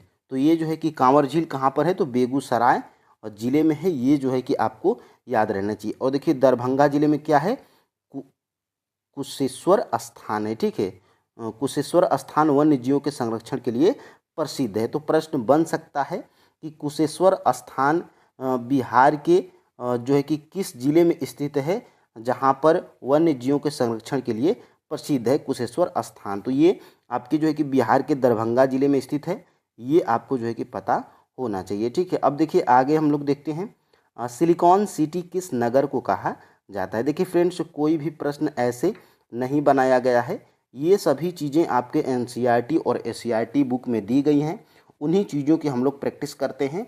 यहाँ पर देखिए सिलिकॉन सिटी किस नगर में स्थित है। देखिए TRE 3.0 में पूछा था कि साइलेंट वैली और जो है कि किस राज्य में है, तो केरल में है। ठीक है, इसी तरह सिलिकॉन सिटी किस नगर में स्थित है, ये जो है कि प्रश्न बन सकता है, जो कि आपके बिहार एससीईआरटी के बुक में दिया गया है और एनसीईआरटी बुक में भी आपके दिया गया है। ठीक है, यहाँ पर देखिए ये जो सिलिकॉन सिटी है ये आपके जो है कि बंगलौर जो है कि नगर में स्थित है। ऑप्शन नंबर यहाँ से बी बिल्कुल राइट आंसर है। अब देखिए फ्रेंड्स इस प्रश्न को हम लोग कहाँ से बनाए हैं। ठीक है, तो यहाँ से देखिए फिर से हमने कहा था कि देखिए क्या आप जानते हैं, अगर करके दिया है तो समझ जाइए कि वो महत्वपूर्ण पॉइंट है। देखिए बंगलौर को इलेक्ट्रॉनिक उद्योग की राजधानी कहते हैं, इसे सिलिकॉन जो है कि सिटी या नगर भी कहते हैं, किसको, बंगलौर को। तो यहाँ से जो है कि मैं प्रश्न आपका बनाया था। अब देखिए फ्रेंड्स आगे हम लोग बढ़ते हैं। 2001 की जनगणना के अनुसार बिहार में प्रति वर्ग किलोमीटर कितने व्यक्ति रहते थे। अब फ्रेंड्स कुछ लोग कमेंट करेंगे कि 2011 की जनगणना से प्रश्न आते हैं, 2001 तो बहुत ही पीछे की जनगणना है, इससे जो है कि प्रश्न नहीं पूछा जाएगा। लेकिन फ्रेंड्स आपके बिहार एससीईआरटी के बुक में 2001 की जनगणना के बारे में भी 60 महत्वपूर्ण चीज़ें दी गई हैं। इसका मतलब ये है कि फ्रेंड्स यहाँ से भी प्रश्न बन सकता है। ठीक है, तो देखिए 2001 की जनगणना के अनुसार बिहार में प्रति वर्ग किलोमीटर कितने व्यक्ति रहते थे। ठीक है, तो ऑप्शन नंबर फ्रेंड्स यहाँ से जो है कि बी बिल्कुल राइट आंसर हो जाएगा। 881 व्यक्ति रहते थे कहाँ पर, तो 2001 की जनगणना के अनुसार बिहार में 881 व्यक्ति प्रति वर्ग किलोमीटर में रहते थे। ठीक है, तो ऑप्शन नंबर यहाँ से बी बिल्कुल राइट आंसर हो जाएगा। और देखिए ये आपका जो है कि आंकड़ा दिया भी गया है आपके बिहार एससीईआरटी के बुक में। देखिए 2001 की जनगणना के अनुसार बिहार में प्रति वर्ग किलोमीटर घनत्व कितना है, तो 881 व्यक्ति है। ठीक है, तो ये सबसे अधिक घनत्व वाला जो है कि जिला कौन है, तो पटना है। ये भी जो है कि प्रश्न बन सकता है। ठीक है, अब देखिए आगे हम लोग बढ़ते हैं। सौर ऊर्जा निम्नलिखित में से कौन सा संसाधन है। देखिए फ्रेंड्स और संसाधन से भी एक या दो प्रश्न पूछा जाएगा, क्योंकि TRE 3 में भी पूछा गया था। तो इसी तरह फ्रेंड्स देखिए सौर ऊर्जा निम्नलिखित में से कौन सा संसाधन है। क्या सौर ऊर्जा नवीकरणीय संसाधन है या अनवीकरणीय संसाधन है या जीवाश्म ईंधन में आता है सौर ऊर्जा, या उपयुक्त में से एक से अधिक, या उपयुक्त में से कोई नहीं। तो फ्रेंड्स ये जो सौर ऊर्जा है ये फ्रेंड्स आपका जो है कि नवीकरणीय ऊर्जा का संसाधन है। ठीक है, तो ऑप्शन नंबर यहाँ से ए बिल्कुल राइट आंसर हो जाएगा। अब देखिए ये जो है कि प्रश्न आपके जो है कि मैं कहाँ से बनाया हूँ, तो यहाँ पर फ्रेंड्स आप जो है कि कैप्चर कर सकते हैं। देखिए नवीकरणीय संसाधन, तो सबसे पहले नवीकरणीय संसाधन किन्हें कहते हैं, होते क्या हैं? तो देखिए, वैसे संसाधन जिन्हें भौतिक, रासायनिक या यांत्रिक प्रक्रिया द्वारा नवीकृत या पुनः प्राप्त किए जा सकते हैं, उन्हें नवीकरणीय ऊर्जा के संसाधन कहते हैं। देखिए, जैसे सौर ऊर्जा, पवन ऊर्जा, जल ऊर्जा, वन एवं वन्य प्राणी, ये जो है कि आपके क्या हैं, नवीकरणीय ऊर्जा के संसाधन हैं। देखिए, जिन्हें सतत या प्रवाह एवं जैव संसाधनों में वर्गीकृत किया जा सकता है। और देखिए, ये अनवीकरणीय क्या है, जिन्हें जो है कि पुनः प्राप्त नहीं किया जा सकता। देखिए, जो पुनः चक्रीय नहीं है, पुनः चक्रीय का मतलब जिन्हें जो है कि पुनः प्राप्त नहीं किया जा सकता है, जैसे जीवाश्म ईंधन। अब जीवाश्म ईंधन में क्या आता है, कोयला हो गया, ठीक है, पेट्रोलियम हो गया, ये क्या है, ये सभी जीवाश्म ईंधन के उदाहरण हैं। अब देखिए, यहाँ से आगे क्या प्रश्न बन सकता है, निम्नलिखित में से कौन सा सुमेलित नहीं है? तो इस तरह का प्रश्न जो है कि आपके एग्जाम में और 1 या 2 जरूर पूछा जाता है, निम्नलिखित में से कौन सा सुमेलित नहीं है। ठीक है, तो ऑप्शन नंबर फ्रेंड्स यहाँ से क्या राइट आंसर हो जाएगा, देख लेते हैं। ऑप्शन नंबर ए को, नर्मदा बचाओ आंदोलन। तो नर्मदा बचाओ आंदोलन के प्रणेता कौन थे? तो मेधा पाटेकर, ये भी सही है। और देखिए, चिपको आंदोलन, देखिए चिपको आंदोलन के प्रणेता कौन थे? तो सुंदरलाल बहुगुणा, ये भी जो है कि सही है। और संदीप पांडे, वर्षा जल संचय कर कृषित भूमि का विस्तार किए थे, ये भी जो है कि सही है। तो ये तीनों चीज़ें आपकी जो है कि बिहार एससीईआरटी बुक में दी गई हैं। तो इसमें से फ्रेंड्स उपर्युक्त ए, बी और सी तीनों सही है, लेकिन प्रश्न क्या पूछा गया है, सुमेलित, सही सुमेलित नहीं है। यानी कि फ्रेंड्स इसमें से जो है कि कोई ऐसा ऑप्शन नहीं है जो कि सुमेलित नहीं है, सभी सुमेलित हैं। ठीक है, तो ऑप्शन नंबर यहाँ से ई बिल्कुल राइट आंसर हो जाएगा। ठीक है, देखिए ये सभी चीज़ें आपके जो है कि एससीईआरटी बुक में दी गई हैं बिहार की। देखिए यहाँ से मेधा पाटेकर का नर्मदा बचाओ आंदोलन या अभियान, सुंदरलाल बहुगुणा का चिपको आंदोलन और एवं संदीप पांडे द्वारा वर्षा जल संचय कर कृषित भूमि का विस्तार किए थे, ये संसाधन संरक्षण की दिशा में अत्यंत सराहनीय कदम थे इन लोगों के। ठीक है, तो ये जो है कि प्रश्न यहाँ से आपका बनाया गया था, जो कि फ्रेंड्स इम्पोर्टेंट है, एग्ज़ाम में पूछा जा सकता है। ठीक है, अब देखिए आगे हम लोग बढ़ते हैं। यहाँ से देखिए, हमारे पास पेट भरने के लिए बहुत कुछ है, लेकिन पेटी भरने के लिए कुछ नहीं है, यह कथन किस महापुरुष का है? तो फ्रेंड्स देखिए, ऐसे ये प्रश्न नहीं बनाया गया है, ये लाइन आपके बिहार एससीईआरटी बुक में दी गई है कि हमारे पास पेट भरने के लिए बहुत कुछ है, लेकिन पेटी भरने के लिए कुछ नहीं, यह कथन किस महापुरुष का है? तो यह कथन फ्रेंड्स हमारे महात्मा गांधी जी का है। ऑप्शन नंबर फ्रेंड्स यहाँ से सी बिल्कुल राइट आंसर हो जाएगा। और देखिए ये लाइन अभी मैंने आपको ऊपर भी दिखाया था, यहाँ से देख सकते हैं आप लोग, ये मेधा पाटेकर, नर्मदा बचाओ आंदोलन, सुंदरलाल बहुगुणा चिपको आंदोलन और संदीप पांडे द्वारा वर्षा जल संचय कर कृषित भूमि का विस्तार करना। और इसी के ठीक ऊपर देखिए क्या दिया गया है, हमारे पास पेट भरने के लिए बहुत कुछ है, लेकिन पेटी भरने के लिए कुछ नहीं है, यह कथन किसका है? तो देखिए इस संदर्भ में महान दार्शनिक एवं चिंतक महात्मा गांधी के विचार प्रासंगिक हैं। तो ये महात्मा गांधी के जो है कि विचार थे। ठीक है, तो ऑप्शन नंबर यहाँ से आपका कौन सा सही था? तो यहाँ से फ्रेंड्स आपका जो है कि ऑप्शन नंबर सी जो है कि बिल्कुल राइट आंसर हो गया था। ठीक है, अब देखिए आगे हम लोग बढ़ते हैं और देख लेते हैं अगला प्रश्न क्या है।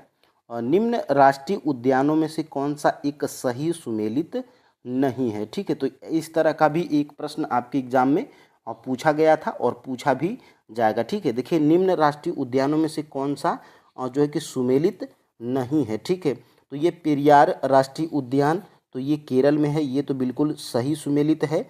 और गुंडी राष्ट्रीय उद्यान ये तमिलनाडु में है, ये भी जो है कि बिल्कुल सही है। और पन्ना राष्ट्रीय उद्यान, तो पन्ना राष्ट्रीय उद्यान फ्रेंड्स आपका जो है कि छत्तीसगढ़, तो ये छत्तीसगढ़ में शायद नहीं है, ये जो है कि आपका मध्य प्रदेश में है। ठीक है, मध्य प्रदेश में है। तो यही जो है कि आपका क्या है, सही सुमेलित नहीं है। और सही सुमेलित नहीं है तो सही सुमेलित नहीं पूछा है कि सही सुमेलित नहीं है, तो यही जो है कि आपका राइट आंसर क्या हो जाएगा, ऑप्शन नंबर सी जो है कि बिल्कुल राइट आंसर हो जाएगा। ठीक है, देखिए ये सारे जो है कि राष्ट्रीय उद्यान आपके जो है कि बिहार एससीईआरटी बुक में दिए गए हैं। तो मैं बारी बारी से सभी को नहीं बताऊंगा, क्योंकि जो है कि फ्रेंड्स लंबी वीडियो हो जाएगी, ठीक है, और कोई मतलब नहीं है। आप स्क्रीनशॉट ले लीजिए, एक नज़र इसको जो है कि मारते रहिएगा, ये आपको जो है कि याद हो जाएगा। देखिए मध्य प्रदेश में क्या है, तो पन्ना राष्ट्रीय उद्यान, ये क्या है, पन्ना छतरपुर जो है कि जिले में है, कहाँ पर है, तो मध्य प्रदेश में है, ठीक है, ये जो है कि। और फ्रेंड्स आगे हम लोग बढ़ते हैं, देखिए केरल में, केरल में क्या है, तो केरल में पेरियार राष्ट्रीय उद्यान है, ये भी बिल्कुल सही है। और देखिए आगे हम लोग बढ़ते हैं यहाँ से, देखिए तमिलनाडु, और तमिलनाडु में कौन सा राष्ट्रीय उद्यान है, तो गोइंडी राष्ट्रीय उद्यान, जो कि ये चेन्नई में, ठीक है, तमिलनाडु के चेन्नई में। तो ये फ्रेंड्स आप जो है कि इसको याद रखिएगा। और यहाँ से देखिए सबसे पहले आप इसको स्क्रीनशॉट लीजिए, फिर उसके बाद जो है कि इसको स्क्रीनशॉट लीजिए, और फिर उसके बाद इसको स्क्रीनशॉट लीजिए, फिर उसके बाद यहाँ से इसको स्क्रीनशॉट ले लीजिए, और यहाँ से इतने ही, ठीक है। तो ये आपके जो है कि जितने राष्ट्रीय उद्यान दिए गए हैं इनको आप जो है कि देख लीजिएगा, 15 या 20 होंगे, ठीक है। और यहाँ से फ्रेंड्स देखिए एक और प्रश्न जो है कि आपका यहाँ से बन सकता है। देखिए कहाँ से, तो आगे हम लोग बढ़ते हैं यहाँ से, कैगा परमाणु विद्युत गृह किस राज्य में स्थित है, यानी कि ये जो कैगा परमाणु विद्युत गृह है, ये जो है कि आपका किस राज्य में स्थित है, ये जो है कि प्रश्न पूछा जा रहा है। क्या गुजरात में, या कर्नाटक में, या तमिलनाडु में, या उपयुक्त में से एक से अधिक, या उपयुक्त में से कोई नहीं। तो फ्रेंड्स ये जो कैगा परमाणु विद्युत गृह है, ये जो है कि आपका कर्नाटक जो है कि राज्य में स्थित है, ठीक है। तो ऑप्शन नंबर यहाँ से जो है कि बी बिल्कुल राइट आंसर हो जाएगा। और देखिए यहाँ से ये प्रश्न जो है कि आपके एग्जाम में कहाँ से बनाया गया है, तो देखिए ये देखिए आपके फ्रेंड्स यहाँ से, भारत में 1955 में प्रथम आणविक रिएक्टर मुंबई के निकट तारापुर में स्थापित किया गया। तो एक प्रश्न आपका यहाँ से बन सकता है। और देखिए यहाँ से अभी तक 6 परमाणु विद्युत गृह स्थापित हुए हैं, ठीक है, हमारे देश में। तो पहला क्या है, तो पहला फ्रेंड्स ये जो तारापुर परमाणु विद्युत गृह ये है, और राणा प्रताप सागर परमाणु विद्युत गृह ये राजस्थान में है। और ये जो है कि आपका, आगे हम लोग बढ़ते हैं, तो यहाँ से देखिए कलपक्कम परमाणु विद्युत गृह ये क्या है, तो तमिलनाडु में है। और यहाँ से देखते हैं आगे, तो ये नरौरा परमाणु विद्युत गृह ये कहाँ पर है, तो उत्तर प्रदेश के बुलंदशहर के पास स्थित है। और देखिए ये काकरापारा परमाणु विद्युत गृह ये कहाँ पर है, तो ये गुजरात में है। और कैगा परमाणु विद्युत गृह कहाँ पर है, तो यह कर्नाटक राज्य में स्थित है, जागवार जिले में, ठीक है। देखिए और कुडनकुलम परमाणु विद्युत गृह यह कहाँ पर है, तो ये तमिलनाडु में स्थित है।